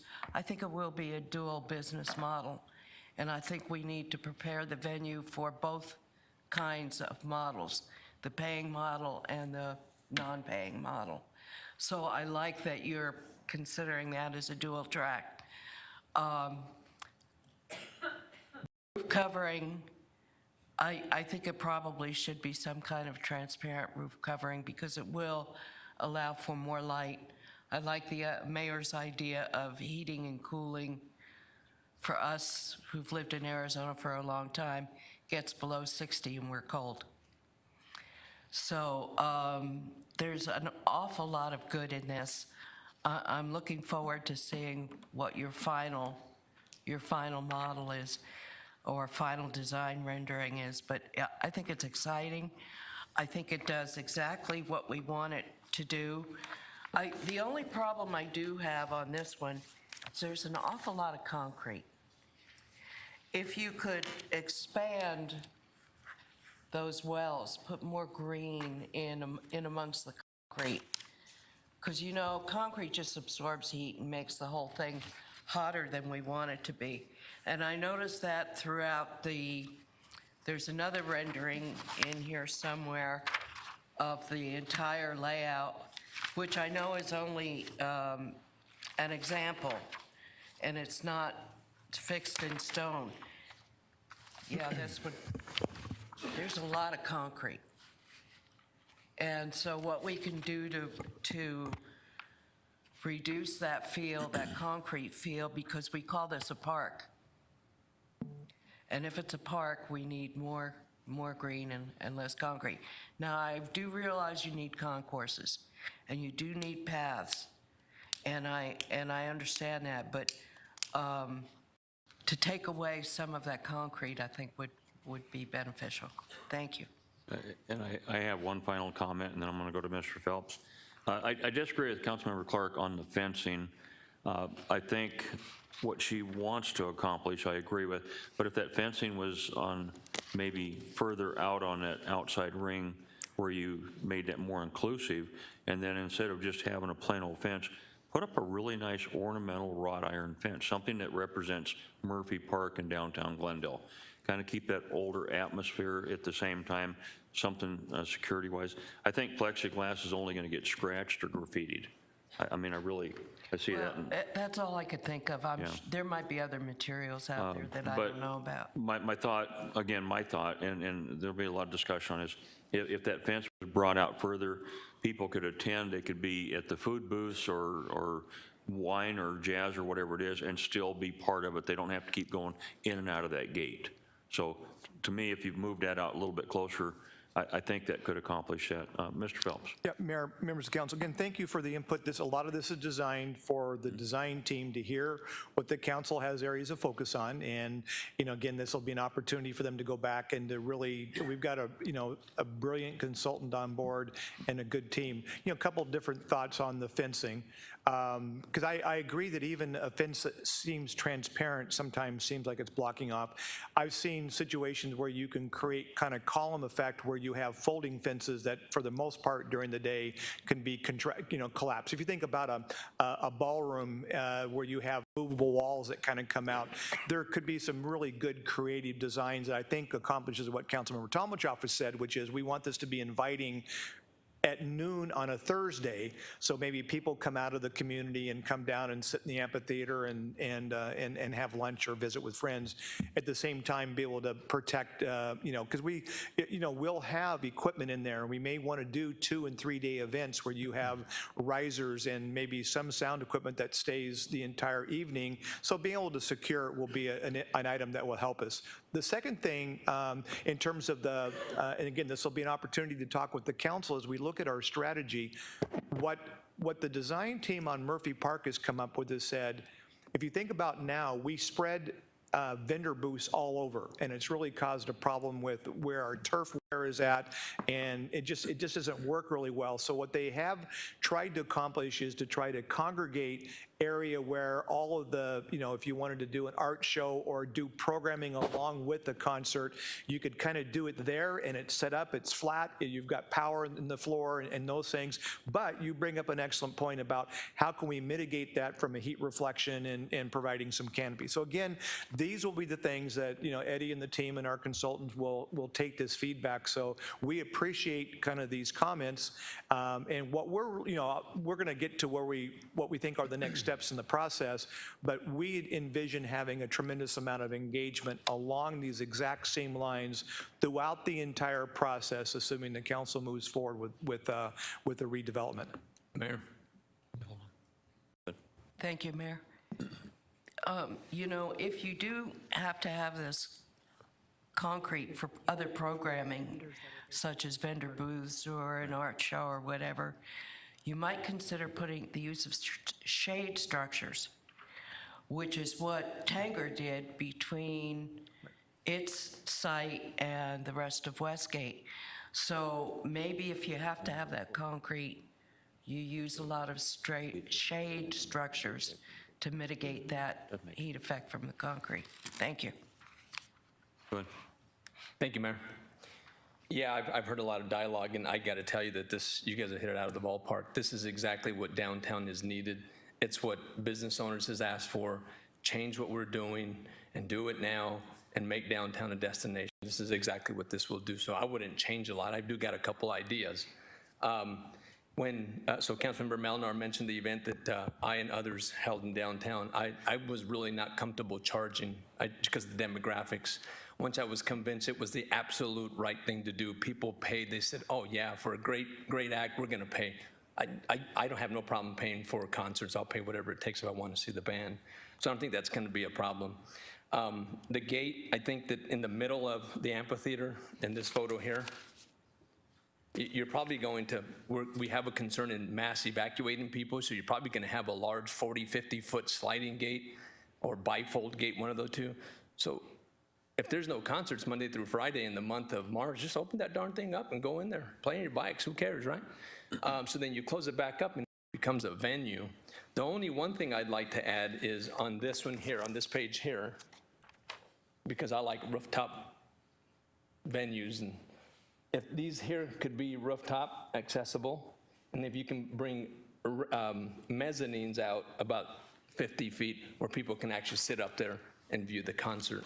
So, but I just want to say the conceptual design so far is exactly what I've been looking for downtown Glendale to put us on the map. This is absolutely perfect. Keep doing what you're doing. I can't wait for you to bring up some more designs. Spot on.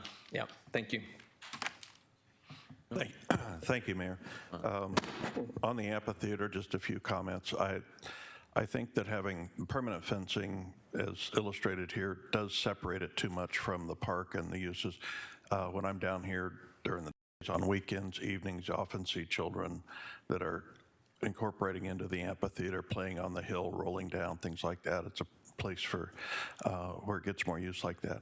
Incorporating more, reducing the amount of grass down in the deeper part of the bowl where it's at, I think is probably something we could afford to do, given the pattern of how I've seen people using it. I'm somewhat concerned about fixed seating, in that it is going to, whether the sun is shining on it or not, it's still going to be outdoors all of the time. And I know my patio furniture underneath my backyard canopy gets plenty dusty and needs attention if ever, when I'm going to be using it or having people over, and I think that's going to be the same situation here.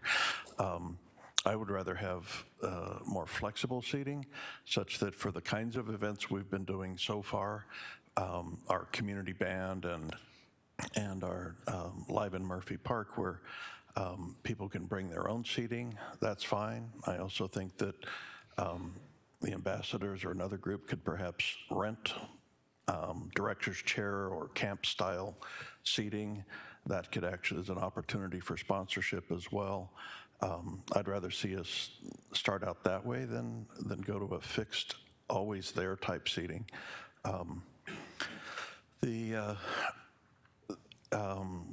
In this, and it will get even more so for me as we go farther through this presentation, but the amount of concrete and the heat reflection and the glare that comes off of it concerns me. I would, and in keeping with the theme and history of our downtown and all, I would like to say, can we do this in brick? Something that's gonna not be reflecting that light back up in your face. You know, we're using brick successfully already.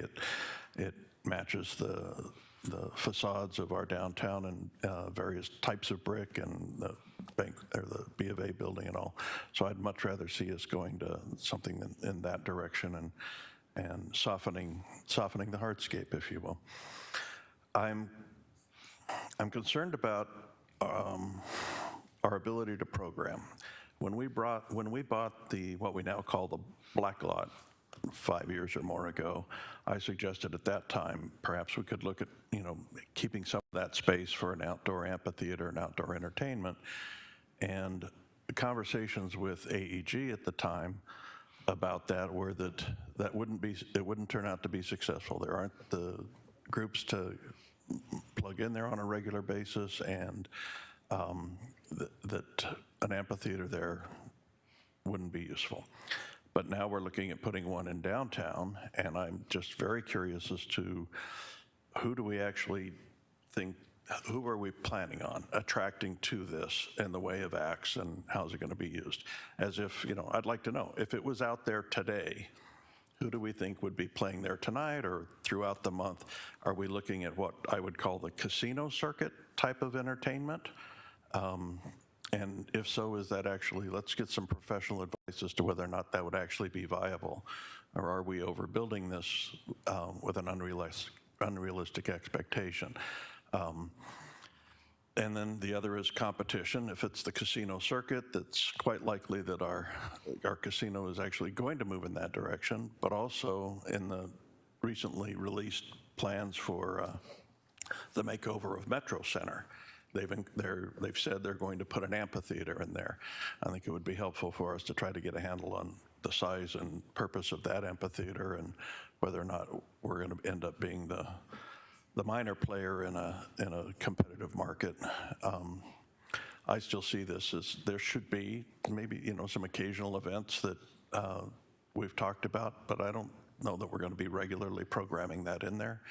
And as far as the fence, I don't like the permanent fence, but a retractable or fence, or where 3 panels slide together to one and create open spaces, that sort of thing, or having receivers in the ground where the panels are stored aside and brought out and dropped into place when needed, or the bike rack, they call them, type crowd control devices, or picket fences. There's any number of ways that you can use to provide crowd control that I think would not have to be a permanent barrier in that area. Shade's important, and it seems to me like we talked about this amphitheater within the last year or so, and we reached agreement on it and said move forward, and now we're looking at something that is significantly more expensive, and for what the price tag is on this, I'm very concerned that, you know, what's our rate of return, and, you know, it's a lot, and it's a lot of, I'm just not sure. I can do some, you know, I'm happy to do some things there to improve the experience, but we need to make sure that we're keeping our downtown a unique opportunity and not replicating what's available elsewhere in our city or elsewhere throughout the valley. just being one more of something like that. Thank you. Thank you, Mayor. I do agree with Councilmember Clark and Councilmember Turner about that vastness of the concrete between and that's what's illustrated in that fence and basically Murphy Park. It looks to be quite a wide amount of concrete that I think would generate a lot of heat. But I do, if we think we need to have some sort of a fencing area, I agree with the mayor that the concourse ought to be included into, somehow incorporated into part of, so you can control who the vendors are for which the events are. If you want to, like as Mr. Phelps said, an art show, if you're having, some kind of a cultural thing, then you want to make sure you have the right kind of vendors associated with the event. And that would only work if you could, separate that off somehow. So, I understand this is a work in progress, but I would like to see bigger, if that needs to be concrete or pavers or whatever, bigger areas of landscape in there other than just the little round, around the tree. Those things could be a lot bigger with other vegetation to provide more cooling with benches and things like that around those areas. More like a little, like sort of a rest stop in the middle of the concourse. But I think, I think for, first glance, it's definitely a lot to work with here. I also do have some real heartburn about the price tag, but I don't know if we're at a point today where we're going to be discussing whether we're comfortable moving forward with all of our other obligations, other things that we've committed to residents for years and years and years that we haven't delivered yet. For example, Heroes Park, finishing Heroes Park, the recreation and aquatic center at Heroes Park, other things to commit, today to $10.5 million for an amphitheater that I don't believe we have enough data to know really whether this is exactly how this is going to work. I think we should still keep going forward, but I would like to have more information and maybe have staff come back with something and sharpen their pencils with something that's a little less expensive than $10.5 million. Thank you. Thank you, Mayor. I have always said, and I continue to say, that one of the ways that downtown will become viable is when there is a destination entertainment location. I think waiting for a movie theater or a performing arts theater or an art gallery or a museum, all of which I would love to see downtown, will happen long after I'm dead, okay? This is an opportunity for this city to do a couple of things. As Councilmember Aldama said, it shows an investment in our downtown. Because I'm one of the ones that wanted to move us out to Westgate area, and I will be the first to admit that, because this venue no longer demonstrates what we are as a city. This is our opportunity to not only help revitalize downtown, who knows, it might encourage additional development downtown. You never know.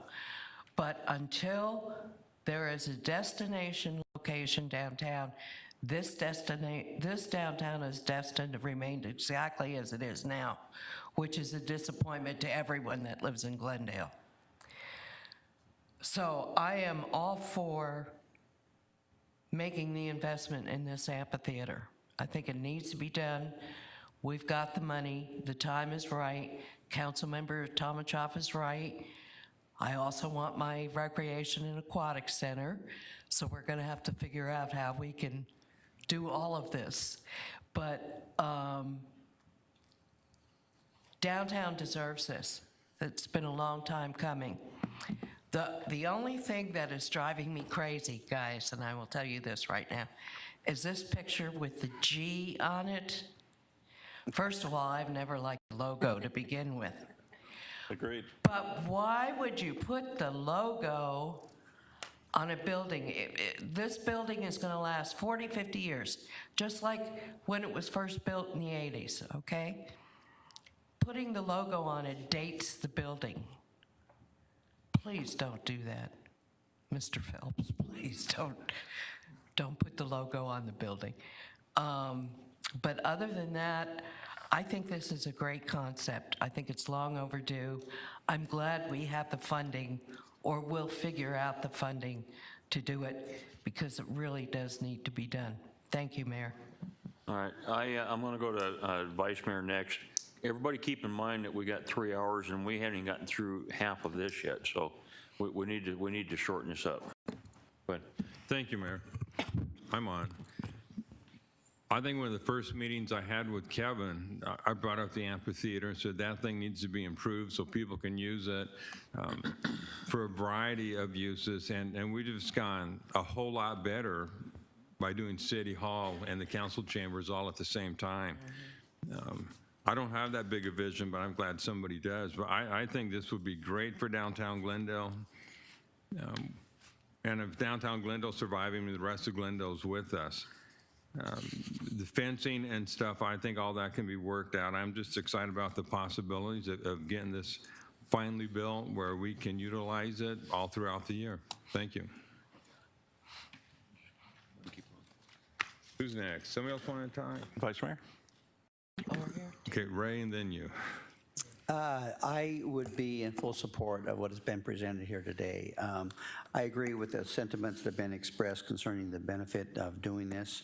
I know we still have to talk about the funding, but I believe now is the time to pursue this, and we need to discuss the funding and how it's going to happen, but I believe that it will be able to happen, and so I would be in support of moving forward. Thank you. Okay. Council member? Thank you. Another concern occurred to me, and that's, I think I heard some mention about restrooms at some point. I don't see where they would be in this design, but also I have an interest in beverage service. I think for the kinds of entertainment that we would be wanting to do, beverage service would be an element of it, and I don't know yet, don't see where that would be located, and certainly it needs to be within what would, whenever there's a secured perimeter, both of those need to be available within that secured perimeter. Thank you. Anyone else? Yeah, Councilmember Aldama. Thank you, Vice Mayor. Yeah, the notion that downtown is historic and we should keep it that way is absolutely false to me. City Hall is the modernization piece of downtown, and it's absolutely appropriate to do what your conceptual design brings to us.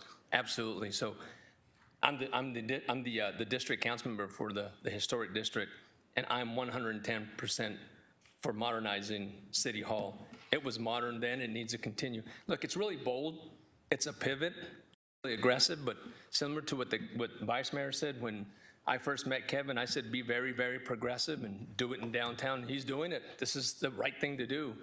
And many constituents have asked me, and it's actually the topic of conversation, when are you going to do something down to the City Hall building? It looks horrible, and they don't use those words. Do something and get it fixed, at least get it painted. This design does it. I'm very proud of the work you guys brought forth, so I'm very supportive. And I know we're not at that part yet, but very much so, and I think we can find the money to pay for it. Anyone else? Can we continue, please? Thank you, Vice Mayor and council members. We will continue. These are all, by the way, very constructive comments. We really appreciate that, and with a lot of opportunity here moving forward. We are now looking at council chambers as an exterior upgrade as well. So this includes replacing the roof, and most likely in its current form due to its structure, and looking at the perimeter enclosure itself. This would be pretty much a cousin of, in terms of its fenestration to City Hall itself, the tower, but and most likely without the G in the rendering here. So, but everything else, there's opportunities for these walls to, whether we do have an opportunity for art or anything else that would like to be in its place, there's opportunities with what we have in the concept moving forward. So an exterior upgrade to the council chambers itself. Not to be excluded is the parking structure. It serves utilitarian purposes, we all know. Many of us park here every day. There's the bridge connection that is also part of that secondary front door opportunity that we had when we talk about multiple front doors. It needs to be addressed as well, but ideally what we see here is an exterior refresh of not only just upgrading and painting the structure and bringing it just refresh altogether, but looking at every corner, all the entrances, to be more identifiable, because it's kind of hard to navigate when you're driving on 59th or Glen Drive, you're kind of not sure which the entrance is. So the concept that the team has come up with is to address the corners where the stairways are, the openings where the drive aisles are, and then opportunities, again, back to branding. So again, this is, maybe it's a departure, but the point being is that if there's opportunity to have either art or be able to reflect let's say, the brand of the campus, we can do this here. And so whether it's a G or something else, something more cultural related to Glendale, the opportunity is there to do that and be much more visible to passerbys on 59th, Grand Avenue, and Glendale. And we want to also be thinking about, even though the bridge right now is very utilitarian, it also has an opportunity to have some architecture applied to it. Again, these vertical fins, if you will, that the design team has proposed as a concept is akin to what's also on the garage, but also some of the vocabulary that's on City Hall. You can see the new stairwells that would support the second floor deck. These were all the communicating stairs that would have been inboard where the one-stop shop is. It's now on the exterior. They would be addressed architecturally as well, and both functionally. And then back to the unifier, which is Murphy Park itself. This is a different view. This is from Glen Drive, an aerial, if you will. But again, you get to see the idea of concepts of the 3 different key zones, the flexible lawn area, whether it's, Frisbee game or kickball or movie night, and to be able to look at an opportunity there with it's in the main entrance, if you will, of Thelma Library. But you also have different speeds around it, whether it's botanical garden areas on Glen Drive or the promenade from Glendale Avenue itself. We did want to mention that during the discussion about the hardscape in front of the amphitheater, there's still an idea to have food truck parking on Glen Drive. It's just, I think if anything else, there's flexibility there, or whether we do it on the concourse itself, that there's some opportunities there. But again, the character and the nature of Murphy Park would be a little bit more diverse in its plant materials, a nod back to some of the native plantation here, but also at the same time looking at increasing the shade canopies of park trees overall, and be really deliberate about what each area of the active zones we're doing and how we would plant and hardscape around it. We wanted to also address the idea that the Alma Teague Library, being somewhat of a pavilion of its own within the actual park setting today, when we look at reconfiguring the pedestrian corridors from this sort of circular isolated pattern to much more cohesive east-west opportunity, there's an opportunity to promenade right through the library. So the team has also met with the library folks as well, understanding what the functions could be internally. But there's some flexibility in this planning that allows us to consider this down the road. What it would do is really, versus disconnecting the library, it would actually connect it back to the entire complex with this thoroughfare. And the idea that if we were to do anything in the near immediate future or down the road, it would be basically a refresh. You could see from this rendering a little bit of that opportunity. Could you open up the library, go all the way through, and have a connector to the opposite side as well? And here's a little bit of the activity that you see in the flexible lawn area. So the big slide, actually. So when you start to look at all the components together, and for the sake of time, I would like to explain that most of these are the amounts that are shown here. We've shown it as estimated project cost, which that means that's both, in our view, it's both the construction cost and all the soft cost, which means design, contingencies, FF&E, all the components that go on top of the construction itself to create the project cost. So what you see in this slide is what we believe the budget would be for the components, and albeit that we see them all together as more of an efficiency if they were all together. But individually, you can see from left to right, the parking structure is $2.8 million. There is an asterisk to it. That is currently right now, before we even start with this project, we have some current infrastructure things that we're taking care of, and Darren and his team are working on right now. that was in the CIP, which is approximately $1.475 million that are just doing some immediate upgrades that can't wait for the project to start. This would be for all of the other things that we've shown you today to cover that. And then City Hall is just under 40 million, 39.8. The Amphitheater, which was discussed a few minutes ago, as 10.5. The exterior for the chambers, the roof and all, is 4.1. And then Murphy Park itself, looking at a budget of 4.5.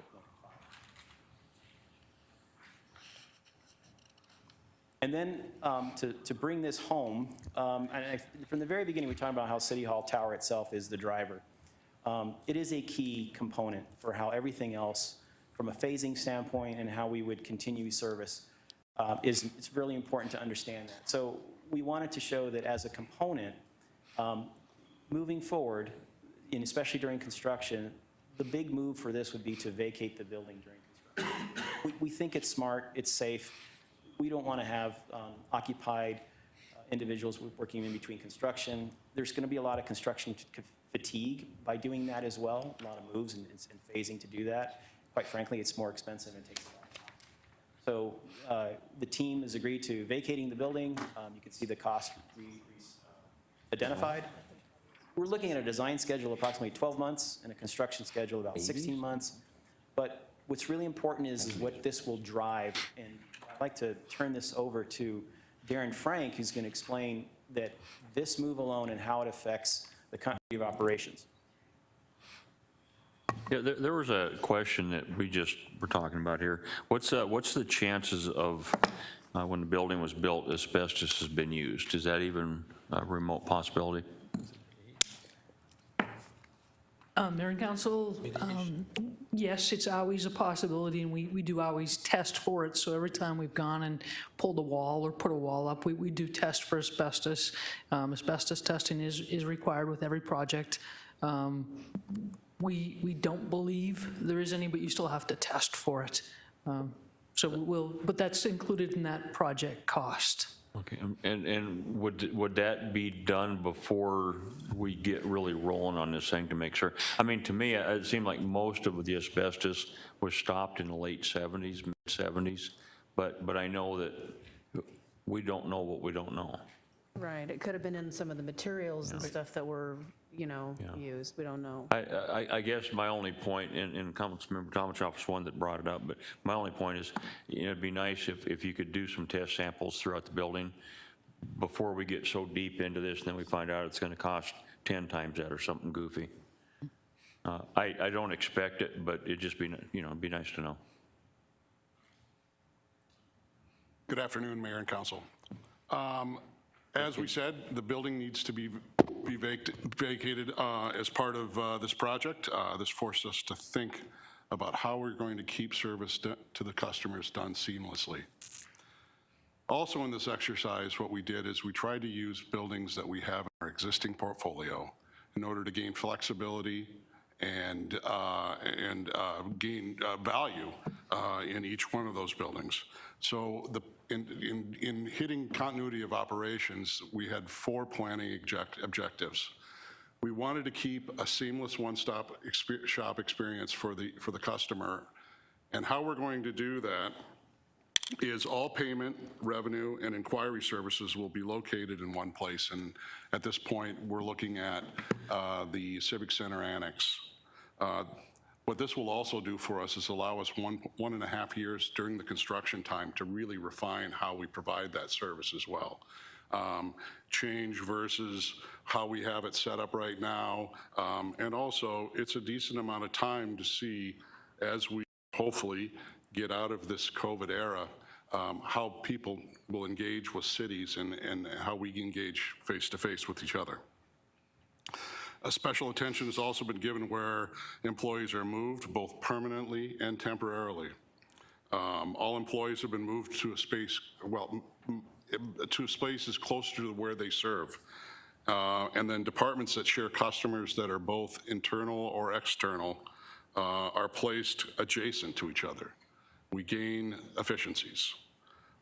The third is 4th floor and elected officials will be located together temporarily in the media center building. And the fourth is the fact that we all the funds that we use, regardless of permanent or temporary spaces, is going to allow us to gain more flexibility and gain more value in the spaces that we own as a city. This slide here just basically shows you geographically the spaces that we are looking at expanding or retrofitting or fitting. You'll see we are moving some services out to the west, closer to where they may be working. We also keep a good portion of our service in the downtown city core, right around City Hall. If you look at, and this kind of breaks it down even further, the materials lab, field operations and materials lab is out at the airport. And that was that was 6 or 7 on that previous slide. The adult center is office space. We're going to be building out quite a bit of office space, and then that office space then in turn, after those temporary terms are there, when they're done and moved back into City Hall, that will be the permanent space for Parks and Recreation's administration. Civic Center campus, one-stop shop and support. The sign building, we have the entirety of the second floor. We'll be moving city attorney and code enforcement up there, with the caveat that the city attorney will always have an office, both in the temporary and permanent facilities near the executives and the elected as well. Gripstick, once again, west field inspectors, and the media center will be for the elected and executive. So that's kind of the how. Now is a pretty general timeline. This is City Hall project timeline as it sits itself. Once we would gain council consensus, there would be a procurement period, 3-month procurement period. We would bring back to you for approval anything that comes out of that procurement period. Then we feel there would be a 12-month design period, and that is not only for City Hall, but that is designing the temporary and permanent spaces that we're talking about to move people out of City Hall, to design those, construct, and then move in. And then there will be 16 months worth of construction once we vacated City Hall, and 2 months of move-in and commissioning. We look at it for all components. The front end is much the same. Gaining council consensus, then procurement, back to you for approval. Our design phase. You can see here that we have more balls in that construction, 16-month construction area. We're going to try and fit as many of those together as we possibly can, working with the construction team once they're brought on board.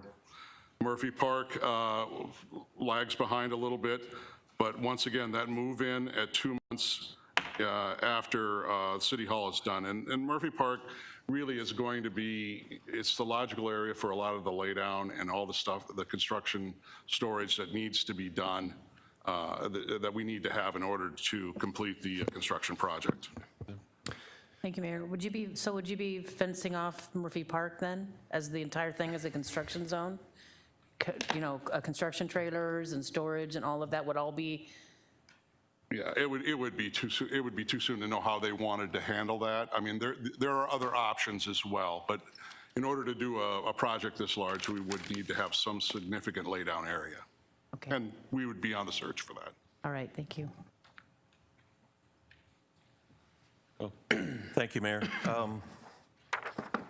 Just because it feels as if we're wrapping up here, just a few things I wanted to share. Regarding City Hall itself, and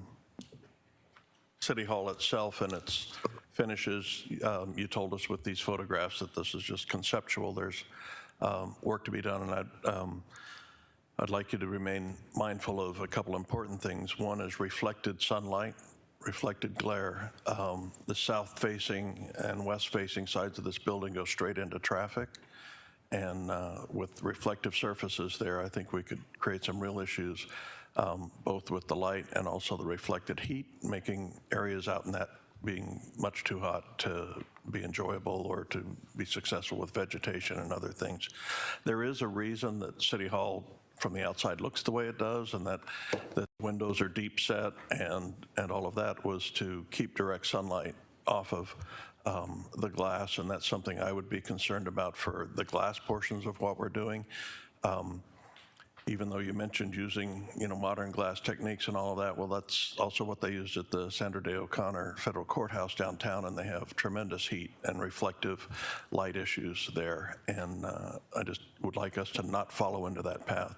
The heat gain and all of that is a major concern for the building itself. And perhaps some thoughts more along the lines that Will Bruder used at the main library on Central Avenue in Phoenix, to break that up and to provide shade while you're also providing light. It doesn't need to be direct light, so we could be protecting in that fashion. The parking structure, the mayor and I both have brought this up. As you enter that parking structure, whether it's from 59th Avenue or from the driveway between the structure and City Hall, it is very difficult to see into the structure because of the discrepancy in light to shade. And so I think we need to pay some attention to that and create a situation where it's softer light as you get into there so your eyes adjust and all of that. Even if it's colorful fabric sales or something more permanent, we need to, as long as we're doing this, let's fix that issue. And with Murphy Park,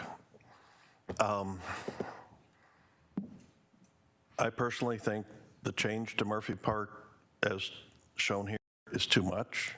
It is a historic feature of our historic downtown with a lot of tradition and sentiment surrounding it. I do not support changing over to Xeriscape, even though I happen to be a very water-conscious person, and it's becoming almost a second profession in some ways to me. But we are honestly, our history is we're the Midwest. We were settled by Midwesterners on a Midwestern footprint and the design for our downtown is to provide an oasis of shade and coolness, and the citizens chose that themselves maybe 20 years ago when through a lot of public input, the citizens decided they wanted the turn-of-the-century streetscape in downtown, and the city adopted it. It's been successful. It's what Glendale downtown is known for, and it's one of the things that provides the charm that people like when they come down here. Basically what we're looking at doing with City Hall and the Amphitheater could be done in Gilbert or in Surprise or at Anthem or anywhere. It just is, you could pick that up and put it any place. But none of those places have the Murphy Park, the downtown business district. We're the last remaining and the best example of what the Midwestern downtown in the West looked like. And I think that that's important for us to keep and to trade on. People come down here and they're impressed with that. It makes them want to come back.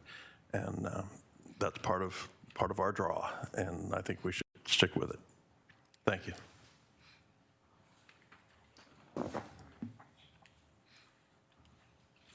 Mayor, members of the council, this slide is a table of the funding for the various components of the project. The first column you see is the name of the project. The second column is the total budget for the adopted CIP. The third column is the proposed budget. And then the fourth column is the additional appropriation needed for the project. So for example, for City Hall, the proposed budget is about $39.8 million. We have, in the adopted CIP, $15.4 million. So the difference or additional appropriation needed is $24.4 million. For the downtown campus fund project, the total additional appropriation needed is about $49 million. If council provide consensus to move forward with this project today, we'll come back to you in the first workshop in January to provide recommendations on how to fund the project. And with that, I'll turn over the presentation to Mr. Phelps. Well, Well, Mayor, members of the council, again, thank you for all your input. Yeah, kind of recap what Lisette said is that we obviously see a difference in what you've adopted in your CIP versus what the project budget would be. If there's enough consensus still to understand the major programming elements that we've talked about, understanding that they're programming elements and not anywhere near final design, then what we'll do is come back in January with a financing plan. We believe we have resources we can do to do this project without taking away from other priorities that the council has. And so, we're excited about this opportunity. It does represent a significant investment of taxpayer dollars. However, if you were to look at what it would take to replicate this by new construction, as an example, if we were to follow Councilmember Clark to Westgate, as she alluded to prior, the cost would be significantly higher. And so we think this is a tremendous value proposition for our citizens. We believe we can give this facility new life for decades to come. We can do it at a price point that represents really good stewardship of our taxpayer revenue. We can believe we can do it in a way that will help us with key things like retention and attraction of quality employees. An important part of government facilities that I think as a rule government doesn't do a stellar job on is they build for today's needs and they don't anticipate what will happen. If we recall back to our first presentation today to talk about all the things that are happening here in the city of Glendale, well, we have to anticipate that over years, as we increase the number of services we provide our city, we want to make sure that whatever we spend money today, that we're already not back at the next council leadership in 5 years or 10 years saying we've run out of space. So part of the plan that we're really excited about is the fact that we'll be making some improvements for our temporary kind of relocation, but between the space that we'll kind of empty out and then the space efficiencies we pick up at City Hall, what I think you can say as a leadership team for the council is that if you do this project, is you've looked well into the future for making sure that we have the critical kinds of support services and infrastructure that future councils and future leadership teams will be able to take advantage of. If we drive around our city, and I'm always marveled because I've only been here just under 6 years, and I look at our water infrastructure, I look at our solid waste, I look at our waste treatment, and I think about these gigantic projects that in today's dollars would be hundreds of millions of dollars to replace, is I'm so grateful that there was leadership at some point in time down the line to make those investments of taxpayer dollars and to go through the challenges of building a project. I want to be clear, these are not easy projects. The amount of strain that will be put on this team to continue our operations, to relocate people, will come at some discomfort, not only to the council, but certainly those who will be that work here and call this our home, 5 days a week. But the great thing is that this is all about really leadership and really setting this community up for all of the great things that'll be happening. I think this is an opportunity to really reestablish downtown. I don't think this is anything about saying that we have a bad downtown, but I think it has an opportunity to even strengthen the brand of downtown and to show a commitment to those in the community that we're willing to invest back in it. So what we are looking today, understanding there's a whole lot of dialogue. Our design team will be meeting individually with council members over time to get ideas and get feedback. We'll be, as we start whittling down this universe from a really wide funnel down to a narrow amount, there will be steps all along the way to provide input and to get feedback and to try to get consensus on a direction. But what we are looking for today is just to say, in general, we're ready now to kind of hear how we can finance it. And then our goal would be that when we show you a financing plan early next year, that this council would then weigh in and say, we have a project, let's move forward. And then as was laid out, we're starting to identify how this project comes together. So we thank you for your input. I want to compliment our team. They put a tremendous amount of work into this presentation and a tremendous amount of thought about how all this works. It is complex. You've got a good team around you, I think, that are ready to deliver this project, and we would look forward to sometime in '24, potentially, could be late '24, but we'll, of coming in and really cutting the ribbon and really making a signature statement that the city of Glendale is not only the leader in the West Valley and really the kind of the center point of West Valley, but the city of Glendale is a major player, a major force within the entire Maricopa region, and we're going to demonstrate that by how powerful our brand is, about how we deliver our services, how we engage with our community. And so with that, we'd be looking, I know some of you have already kind of weighed in, but we'd continue to look for feedback here in terms of coming back in January regarding a financing plan. Thank you, Mr. Phelps. Mr. Eldama. Thank you, Mayor. I've got several questions, but I don't know who put together the agenda. I don't know if it was strategically planned or not, but it was very appropriate because this is the paycheck that will pay for the amphitheater. We just talked about how much growth the city of Glendale has experienced. We are doing excellent and we are financially stable. That was the plan by this group, this team here, that executive team here, and every employee in the room. We wrote that check right here for the amphitheater. And our downtown business owners who have worked very hard to this day with their businesses keeping open, they deserve this. And so I'm on board 110%. I will say that all day long. But this is the check, guys. This is we're doing really good, and this is why we can do this. The next thing is I got a question on the $10.5 million. Does that include, and it probably does, the FF&D or the furniture equipment for the interior building, or are we looking at another $5 million for furniture and fixtures and equipment? It's still on. Good. Make sure it was still on. There is a little bit of FF&E that would be budgeted because most of this is going to be fixed seats and so forth that we talked about. But behind the back of house, there's some chairs and tables and things like that that would be to outfit. That's in the 10.5. Okay, so now let's go into the City Hall complex itself. Is that a separate budget you're going to request for FF&D, or is that inclusive? The project costs that were presented in the components where there would be program spaces for employees, that would include FF&E. That's all included, nothing different. And then a council member, I think Councilmember Turner made a good comment on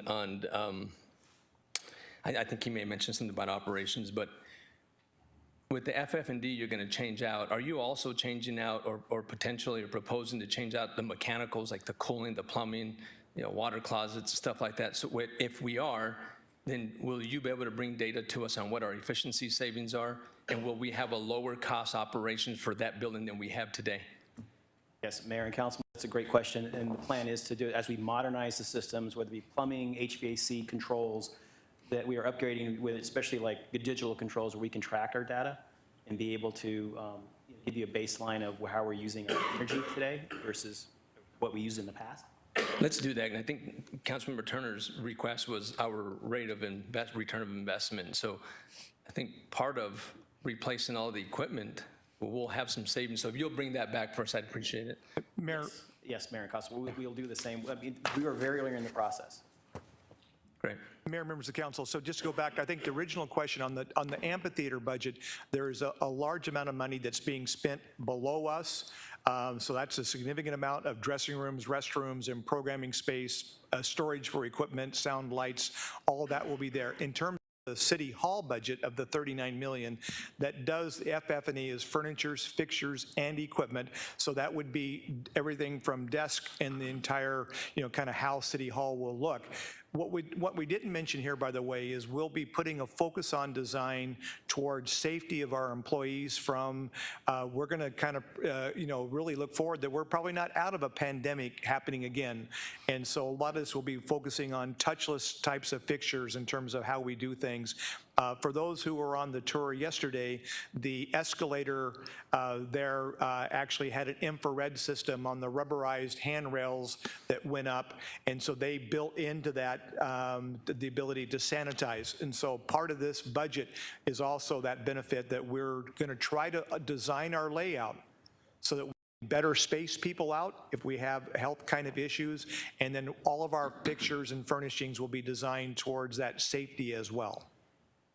Okay. Thank you, Mayor. I have a question. How much analysis have our city engineers and any of the engineers that may be working with the contractor done to make sure that there's not going to be any big surprises with the structural integrity of our building? When I look at that, even in your pictures, when I look at that walkway from the parking garage, it just looks like it might fall down.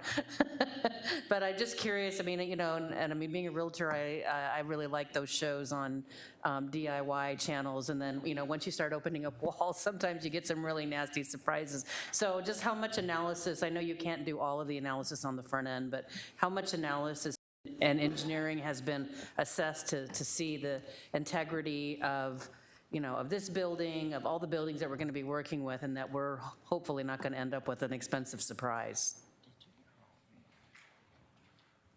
Mayor and Council, this is a concept, and so we're really going to dig into that design, but we did do a constructability review, so they've done some work on that. You know, when you look at the picture of City Hall and we're talking about a new roof, it's because we couldn't maintain it, and so we know it needs to be replaced. So there is, you know, we had an assessment of the building done. As we go through design and demolition, we'll probably find some things, but I think we've tried to incorporate all that already into the project. So, okay, so, but basically, at least at first glance, this budget's going to be sufficient even to handle issues that we may need to address as far as structure or not?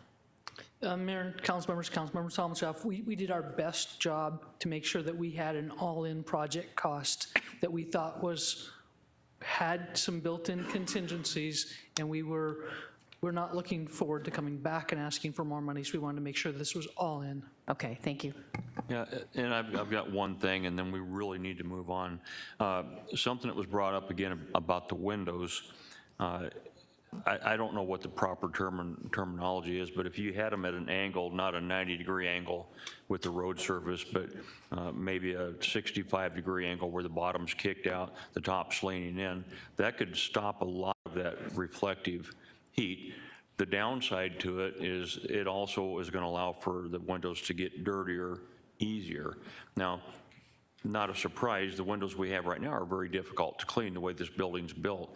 So my two thoughts is, one is, could you think about angling the windows in a way that takes care of that reflective problem, but then also figure out some way to do it to where there's a walkway or some method to easily clean the windows, so we're not spending large amounts of money of cranes, or better yet, or worse yet, going years without cleaning our windows. All right. We will definitely take that under consideration. Okay. All right. Are we ready to move on? Consensus is okay. Do we have a consensus to keep moving forward? Yes. Okay. You have that. Perfect. Good job, guys. And ladies.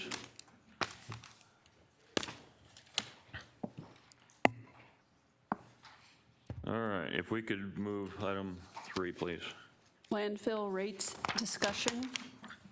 Mayor, members of the council, here to provide the third item on today's workshop is Michelle Wittinkle, our Director of Field Operations.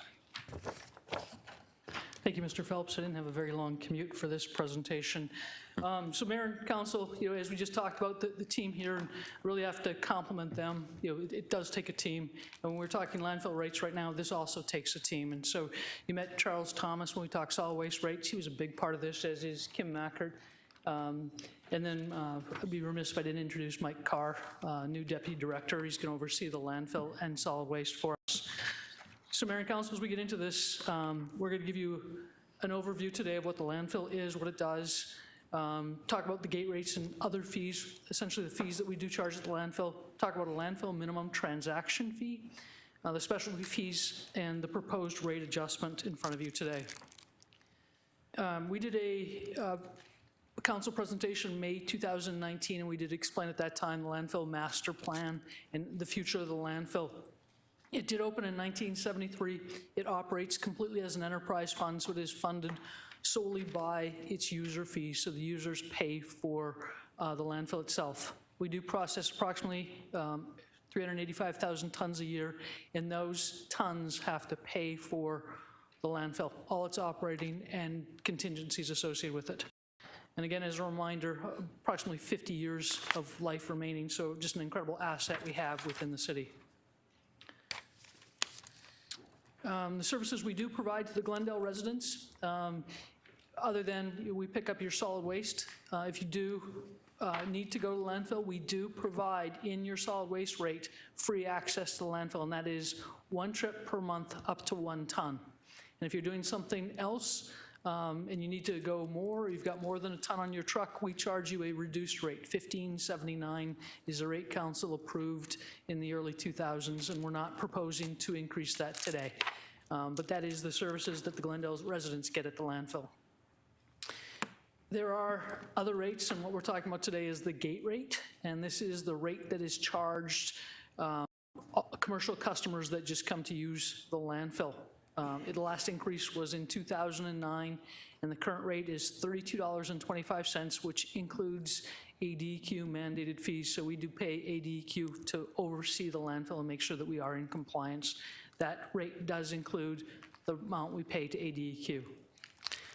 Other landfill rates, we have internal charges. So solid waste doesn't get off completely free. They do pay the landfill. It is a reduced rate because our intent in May 2019, we talked to council. Council wanted us to keep the residents' rate as low as possible and charge others. So we have an internal charge where we charge solid waste for their disposal of material at the landfill. And then we have municipality-specific rates, and these are IGA rates, intergovernmental agencies, and each of these do come to council for their approval. So we've got currently rates with Avondale, Goodyear, Peoria, Phoenix, and Luke Air Force Base.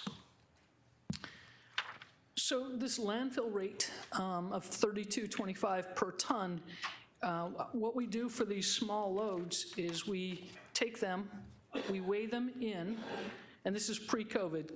We take them, we weigh them in, we take a deposit, and then as they exit the landfill, we weigh them back out, and we give them a prorated amount. So if you've got, 100 pounds on your vehicle that you've just disposed of, it's a very small fraction of that $32.25. And when we looked at this, it didn't cover our total costs. It covered its tonnage at the landfill, but look at that processing time that we have interacting with the customer, because as they go across that scale twice. And so what we're proposing, and I guess I should, at the beginning of COVID, when the mayor put out an emergency declaration, we stopped this interaction and we just did a flat rate. So we're no longer today prorating based upon weight. We currently charge this $32.25 fee today. Council's not formally approved that, and that's really the intent today, is to get this formally adopted. So what we're proposing to do is charge a minimum transaction fee. It's intended to cover the total cost, so not just the cost of the amount of material you bring to landfill, but the interaction time and all the auxiliary costs that come at the landfill. And landfill, you remember, it's a asset that we need to care and protect for. And so once we're done with this cell, we've got to close it, and we do post-closure care on it. So the minimum transaction fee to use the landfill, currently we don't have one set. We're still operating under the mayor's executive order. So what we're looking at is doing less than a ton. This would have no impact to Glendale residents because the residents can still use the landfill free up to 12 times per year, so once a month. And if they do then bring more, that rate is not changing. And we do have some specialty fees, and those would still be assessed. So we looked at was, what do other landfills in the area do? And there's actually very few, and that's why this is just an incredible asset that we have. So our current gate rate is $32.25, and we have no minimum fee today, really. Phoenix is charging $44 per ton. That's their published gate rate. And they have a minimum transaction fee of $30. discussions with Phoenix yesterday. We do know that Phoenix is increasing their gate rate. It'll be at least $45 by fiscal year =24, and they are also looking at now increasing their minimum fee as well. Waste Management and Salt River Pima Community are also higher than us, and they have this minimum fee set as well. Our specialty fees, we have a hard-to-handle waste fee, and this is if you come in with something where we have to dig a special hole for it, or just it's difficult to handle. These residents wouldn't have as well. Tires, this is regulatory required. These are not placed in the landfill, and we do take them to a recycling facility. We're trying to keep this fee as low as possible, but recover our costs. And the reason we want to keep it low is that we want to just discourage people from just throwing them by the side of the road, because then we'll take them anyway. So we want to encourage them, do the right thing, do the responsible thing, and take it to the landfill. And then Freon, it is also regulatory required. Every appliance that has Freon in it, and these would be your refrigerators, air conditioners, or freezers, we are required to touch each one of them to verify that they have no Freon left in them. We have to recover that to make sure it does not get released to the atmosphere. So these are our specialty fees. When we look at our specialty fees, we are also a little bit lower than some of the others, and we have not adjusted these fees again since 2009. So our tires, we charge $3, and then Freon is $15, and this one would impact Glendale residents, because if you do bring a refrigerator, freezer, air conditioning unit to the landfill, we do charge you the Freon. So that one would impact them as well. So what we're proposing is a gate rate change from $32.25 to $35.25. And you noticed, while we wanted to do 5 years, we've asterisked that.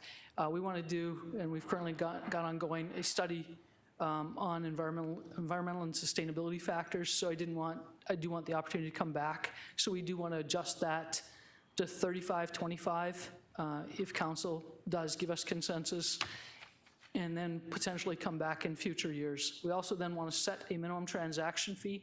So again, we're still operating under the mayor's order, but we would like council to consider the landfill having a minimum transaction fee. This makes it just easy and transparent. People know what the minimum cost is to use the landfill. And then our hard-to-handle waste, we're looking at increasing that from $31.25 to $135.25, and then while we've published the actual numbers, they're essentially inflationary increases year over year. Tires, we want to gradually get it up to the $6 that it will cost us next year to process that. And then Freon. Freon is in blue because that one does have an impact to Glendale residents. So in summary, there is no impact to Glendale residents with anything we are discussing today, with the exception of Freon. The IG other rates, we are also going to adjust them, and those will be adjusted via contract, which will come to council for approval. These contract rates are based upon our landfill model that we did share with you in May 2019. We're looking for a minimum transaction fee to cover our costs, and then we're going to have a future discussion on environmental and sustainability factors. So with that, Mayor, I'm looking for consensus to adjust these rates as stated. And this would have to, if I got consensus today, this would come back to an evening meeting for a formal vote. Okay, is there any questions? Mayor. Go ahead. I'm a little confused about what affects Glendale residents and what doesn't. So is the Glendale resident not going to pay the increase in disposing of a tire type?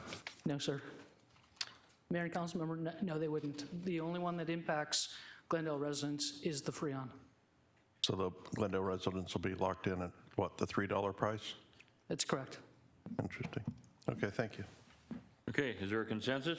You have a question? Yeah, I'm ready to move forward, but I did have a question. Are we going to take another look at our tipping fees as well, or? So, Mayor, council member, the $32.25 currently is generally what we call our tipping fees, and then we talk about a blended rate. We are coming back to you with each of those IGAs, all the other rates that we charge the other municipalities, and we'll bring those to council as well. Okay, thank you. All right, consensus move forward? Yes. Okay, you're done. Ms. Bauer, item 4, please. Community Planning and Development Grant Allocation Recommendations. Mayor, members of the council, the 4th item today will be led by Jean Marino, our Director of Community Services, and she'll be assisted by Matthew Hess, who's our Administrator for Community Revitalization. So we'll get set up here and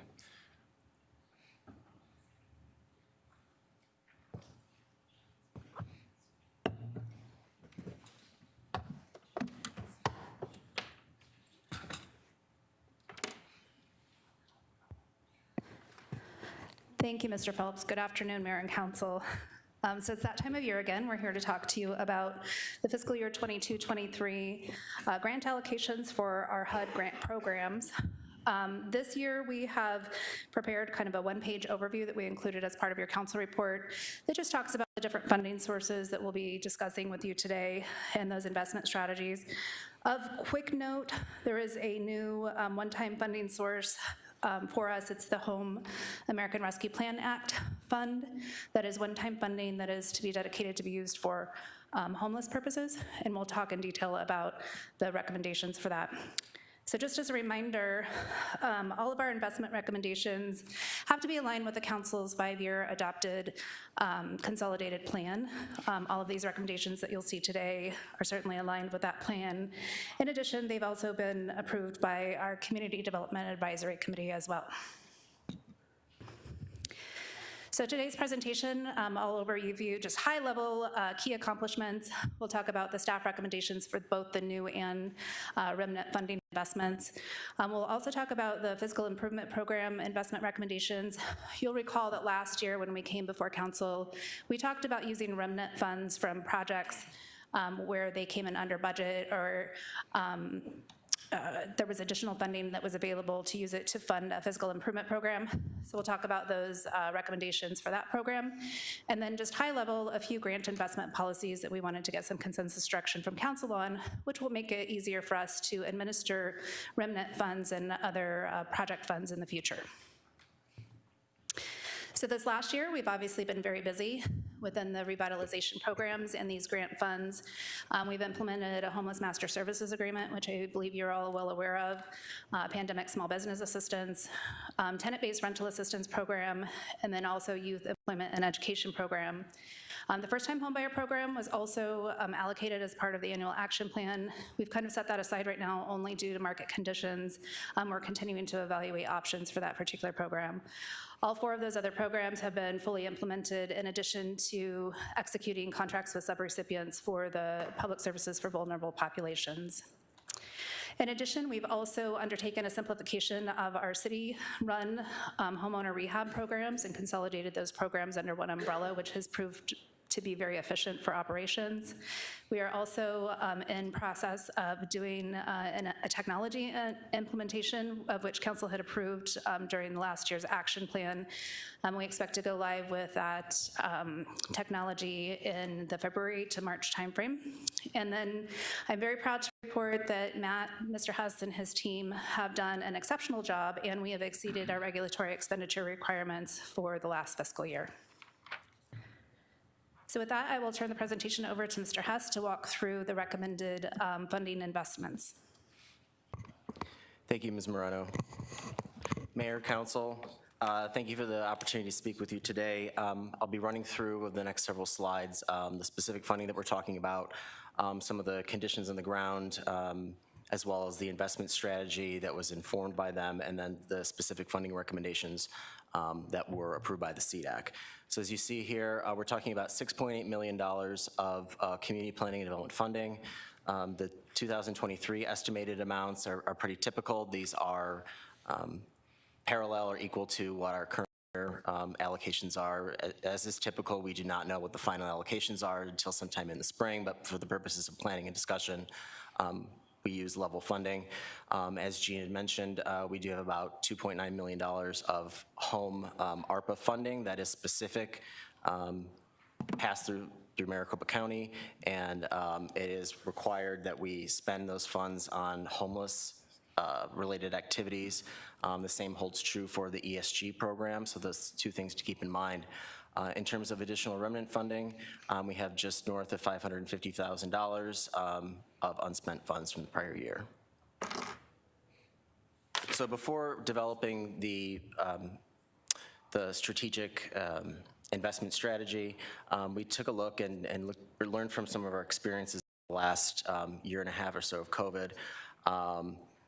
As you see in your council packet that Ms. Moreno alluded to, we do have 6 consolidated plan goals. One of the things that we're still seeing is that the pandemic is still with us, the effects of which are still with us, and they really are still continuing to hit renters very hard. We've had a lot of increases in year-over-year rental rates, decreases in inventory, and so the renters are kind of bearing the brunt for the most part. Homeowners, on the other hand, have been realizing significant equity increases. So our recommendations are informed by the fact that really the most critical consolidated plan goals to focus on are our top 3, affordable housing, homelessness, and then those public services for vulnerable populations. We're also finding through our partners that more families are in need. Anecdotally, they're telling us that they're seeing a lot more families. And we also need to be able to sustain our programs. We've realized a lot of efficiencies, as Ms. Moreno had indicated, and so we'd like to continue sustaining those as well. So out of that analysis, we developed this investment strategy, which, as Ms. Moreno had indicated, the CDAC has approved 4 primary components. So obviously, we do have to promote the goals of our consolidated plan. That's a fundamental requirement for allocating funds.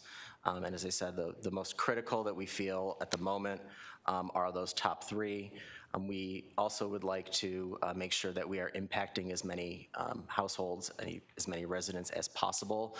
Even with the additional funding, we realize that in order to do great things, we need to make sure that we are leveraging additional partnerships and resources and assisting as many folks as possible.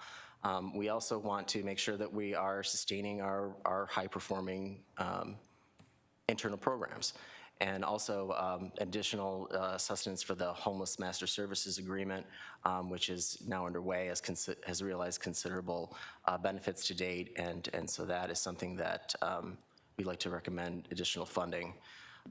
To the operational efficiencies, Ms. Moreno had spoken to that already. We did refine our processes in terms of the grant application process, how we procure for subrecipients, and things like that. And so we would like to continuously improve those moving forward to be able to realize additional efficiencies.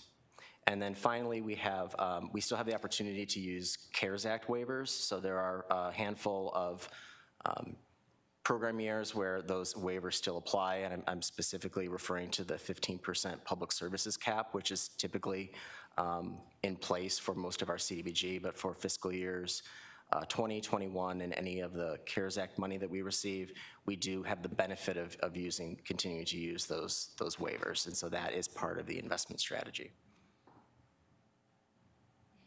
So the activities under goal number 1, affordable housing, we'd like to continue funding our home repair program. We do have a wait list, but we've gotten a lot of more momentum going with that lately, and so we'd like the ability to be able to continue that program and go through our wait list and be able to serve people as quickly as possible. A new activity that's come up that we suggest funding is to take a variety of sources and also make funding available for upcoming rental developments. We've had some conversations with a handful of developers in various stages of the process of acquiring and developing land. The state and both the county have made additional funding available for rental developments, and we'd like to be able to leverage those very large dollars with our modest investments. Mayor? Question? Yes, I do. Thank you. Rental new construction, leverage for upcoming developments. Can you go into more detail? You have 3 amounts listed. Are they for specific projects? Mayor and Councilmember Clark. So the 1.5 million that you see there, what our recommendation is that we use that funding to leverage with the state's tax credit program, as well as the county is also investing additional funding to support those developments. We do have 3 projects that are in various stages of the pipeline where land is under contract. Those particular projects are parcels that are already zoned, hard zoned for, 2 of them are already hard zoned for multifamily. They've just been undeveloped for many years. The 3rd one is eligible for opting into the Center Lane Overlay District administratively. All 3 projects have been vetted preliminarily by the development services staff, obviously in our team, executive management, and they are very good projects. So we envision that those projects are going to go after various alternative funding sources to support those projects through the state, through their tax credit programs. And then what we would do is we would conduct some sort of an RSOQ or a ranking process in order to assign some of our funding also to those projects to address any gaps that they may have. Okay, a follow-up question. You said that there are 3 projects. Can you identify what those 3 projects are, where they're located, and do you have information as to the number of units that will be available with each project? Mayor and Councilmember Clark, yes, I can certainly follow up with some detailed information for you. I can tell you that they would result in probably a little over 700 units. Some of them would be very specific to seniors, veterans, some for homeless, but others for family, but definitely an emphasis on seniors. But I can follow up with some very detailed information for the council on those projects. Thank you.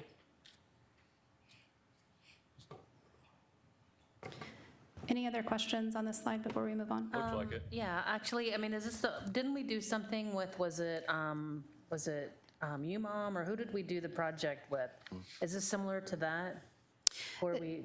Mayor and Councilmember Tolmachoff, yes. So those projects are leveraging state tax credit program, or state tax credit dollars, and so we would just be taking that $1.5 million and supporting those projects additionally. Typically with the state credit credit applications, they look for a local municipal obligation because they do want to see that there's support from the local municipality for that project before they award.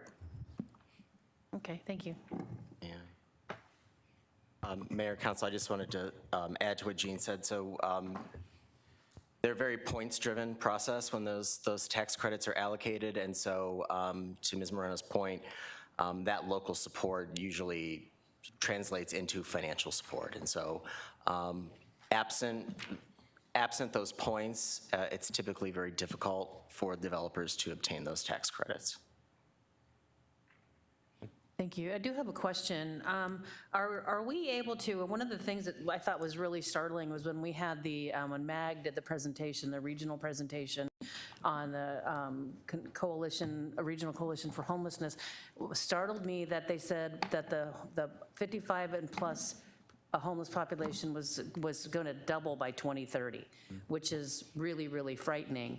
So I don't know, because of age discrimination, I mean, I don't know whether you're actually able to use some of these programs to try to address some of that, because the people are retired, they're on fixed incomes, you know, the families, I mean, everybody, we want to help everybody, but you can help people get better employment, get better educated, but the people who are retired and no longer working are literally getting priced out of the rental market. So I don't know whether we could focus any one of these projects on that population, if we're even allowed to do that. Mayor and Councilmember Tolmachoff, yes, at least 2 of those projects will have a specific senior focus. A lot of times, especially with the affordable projects, you will find that they provide preference for senior populations for that very reason, because typically they are on a fixed income. Thank you. Okay, we'll move on to the next slide. So recommended activities under homeless services is essentially to supplement the master services agreement with our full 23 ESG allocation, as well as approximately $2 million of our home ARP allocation. The Master Services Agreement, as you know, is our primary vehicle to comprehensively address homelessness. We do have expenditure deadlines from HUD for that current funding, and CAS and its partners are being very diligent to spend that money. We do realize that and recognize that this is a longer-term need, which is not going to be solved in a year, unfortunately. So having the ability to use this funding, which is specifically designated for homelessness only, also with the additional activity allowable under the ARP regulations of including supportive services is not something that has been included in the home program in the past. So this funding was very specifically designed with this sort of activity in mind. Mayor. Go ahead. Thank you. This is administered under a master services agreement, and I believe this is the first year that we're using a master services agreement. Is it the first year? Mayor and Councilmember Clark, you are correct that contract was approved by council in June and was implemented in July, so we're about 6 months in. Okay. At the end of the first year of service, I would hope that you would present to us the results, what has been accomplished, and whether using a master services agreement is a better proposition from the city that compared to the old way that we did it. I want to see benefit to using a master services agreement. Thank you.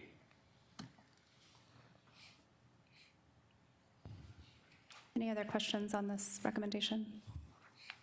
Okay. And finally, under Consolidated Plan Goal 3, we recommend continuing the previous process of allocating our 15% of CDBG to public services. That is not out of the ordinary. And also focusing that on those special populations, as you recall, from last year. So that would include youth aging out of foster care, seniors, the disabled, and others. That process is we're currently gearing up for that in anticipation should the council provide consensus to move forward. An additional public service activity is recommended to be completed with some additional home art funding and some of that remnant CDBG funding that does have the CARES Act waivers attached to it. So that would maximize the impact of those particular year's dollars. And what we're calling this is housing stabilization services, which would fund a couple of temporary positions to provide case management services, also with the ability to have rental assistance dollars, landlord incentives, all sorts of other things at those case managers' disposal to be able to work directly with those folks experiencing homelessness and get them into stable, permanently stable situations.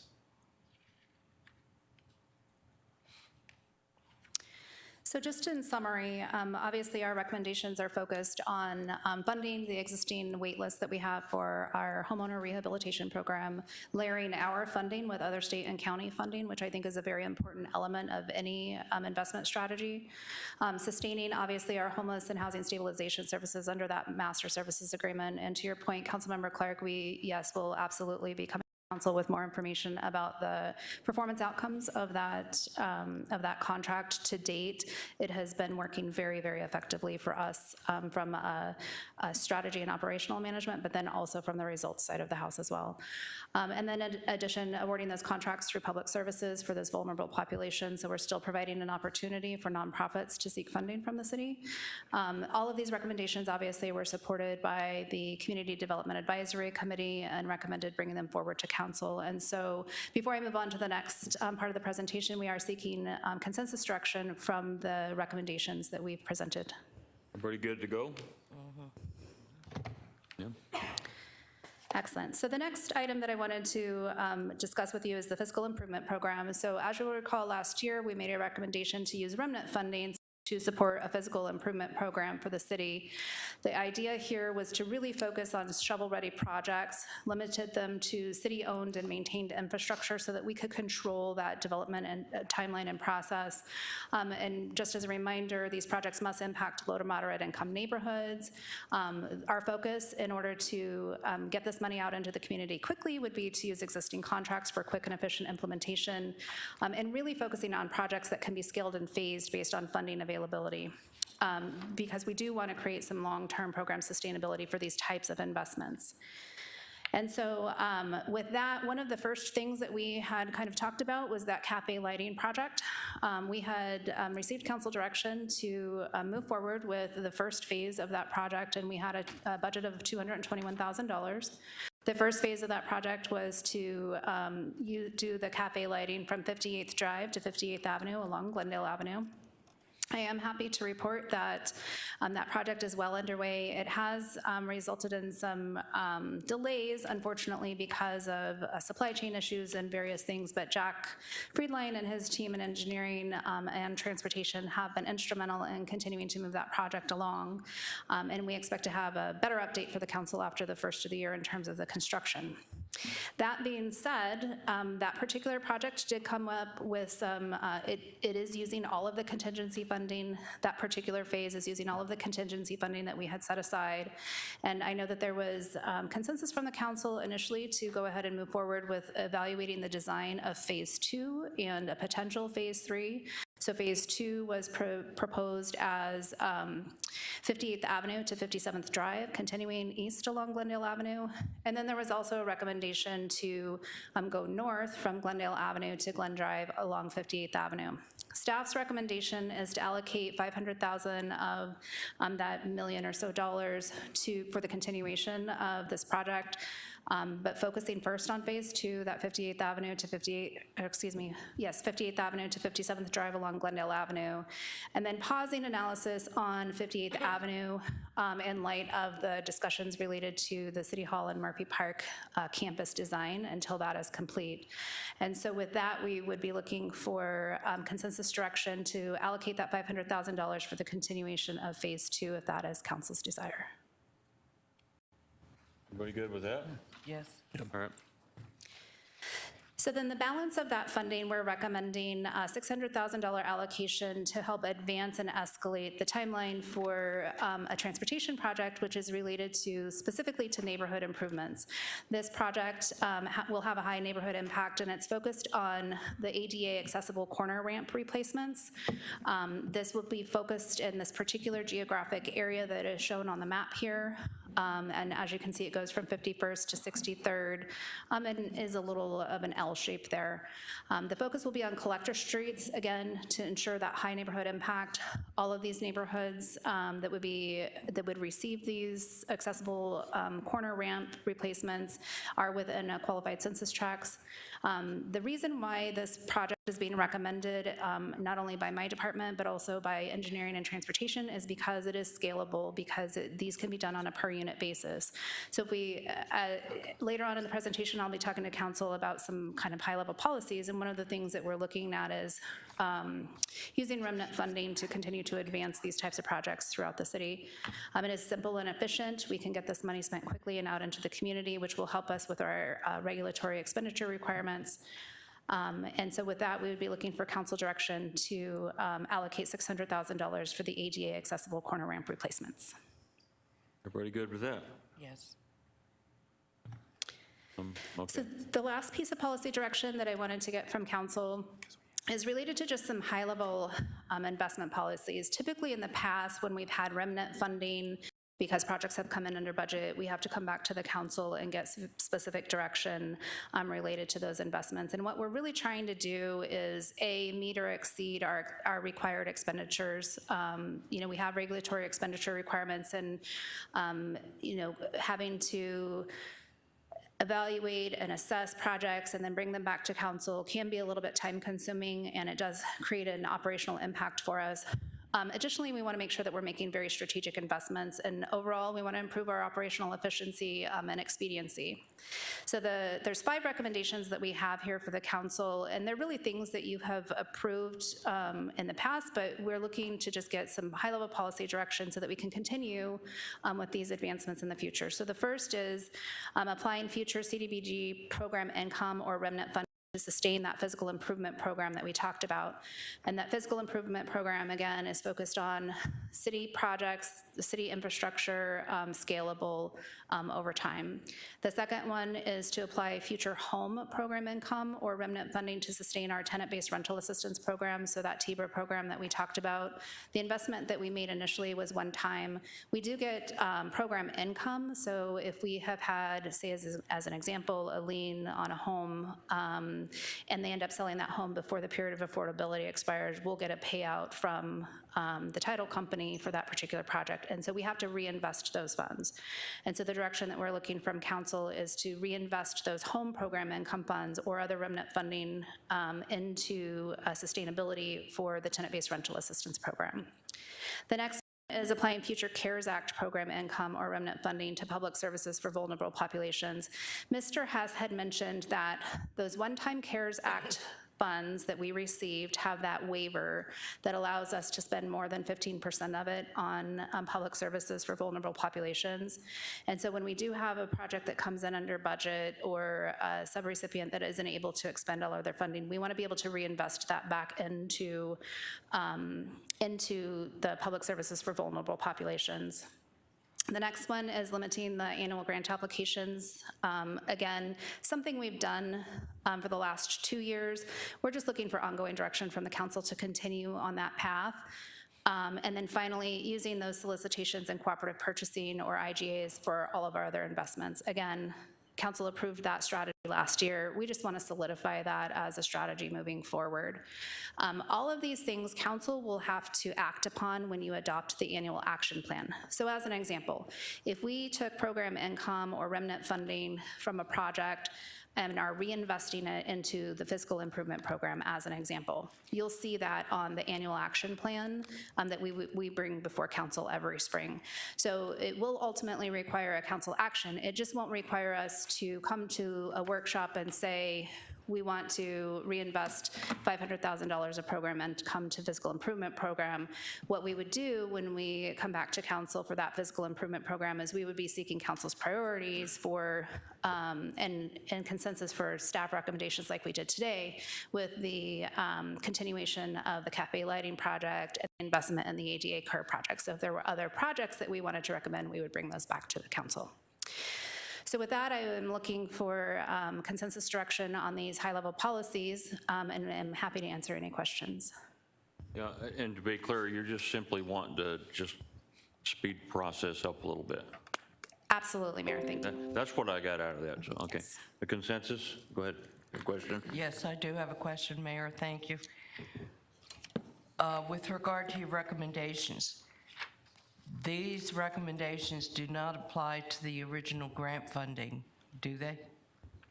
For example, when the feds make a grant of $600,000 or $1 million, your recommendations do not apply to that original grant funding.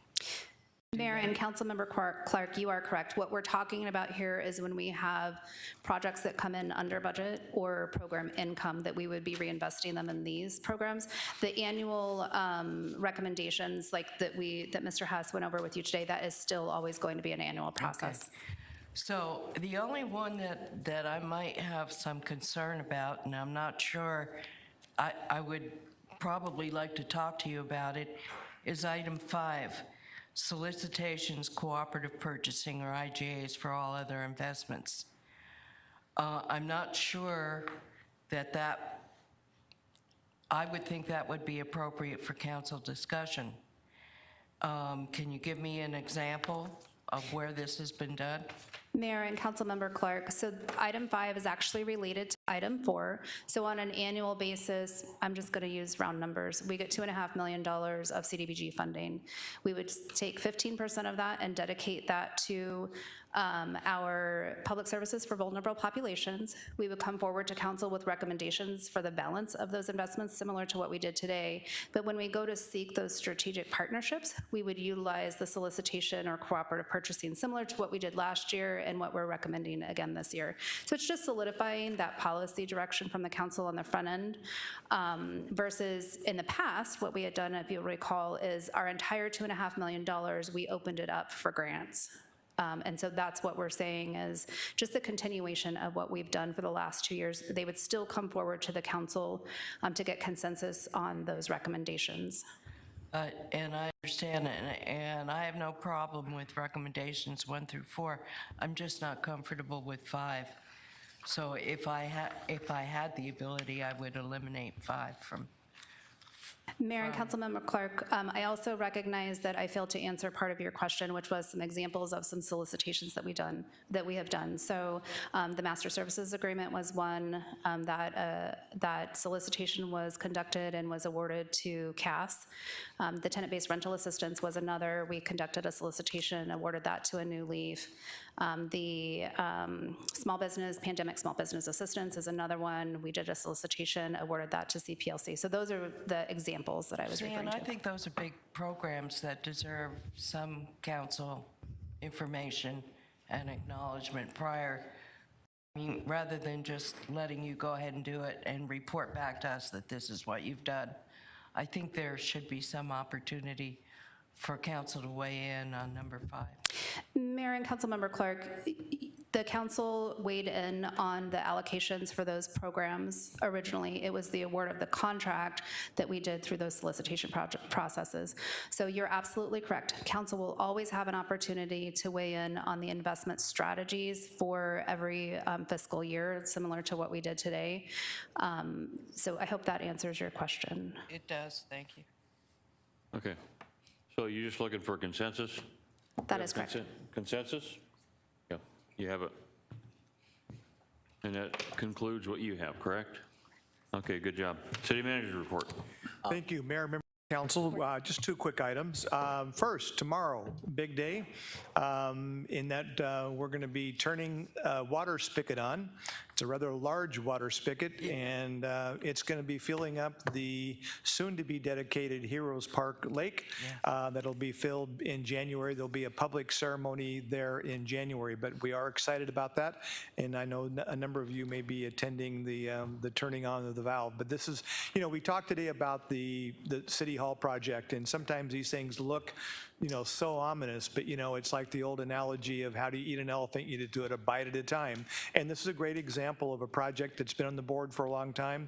It's been under construction for over a year. We're going to see the fruits of that here real quickly with that. So that's good news to be able to announce. The second is regarding our adoptive family. As you know, our employees are phenomenal here at City Hall, and this holiday season, they recognize the challenges that many of our citizens have faced. And so we put out a challenge, and through our community services department, they've identified a number of families that were in tremendous need this year. We set what we thought was a fairly ambitious goal, far greater than it was the year before, and we set a goal of supporting 30 different families here within the city of Glendale. I'm really pleased to announce that through all the work of our employees and through their generosity and really through their commitment to serve this community and to make the lives of the people we serve better every day, we are supporting 70 families this year. The council's been part of this. We want to thank your participation in this as well. The delivery of all of our Christmas gifts will be taking place this week. And again, I just want to personally thank our employees who, out of their generosity and their care and concern for this community, really stepped up in a big way to make Christmas a little bit more special this holiday season.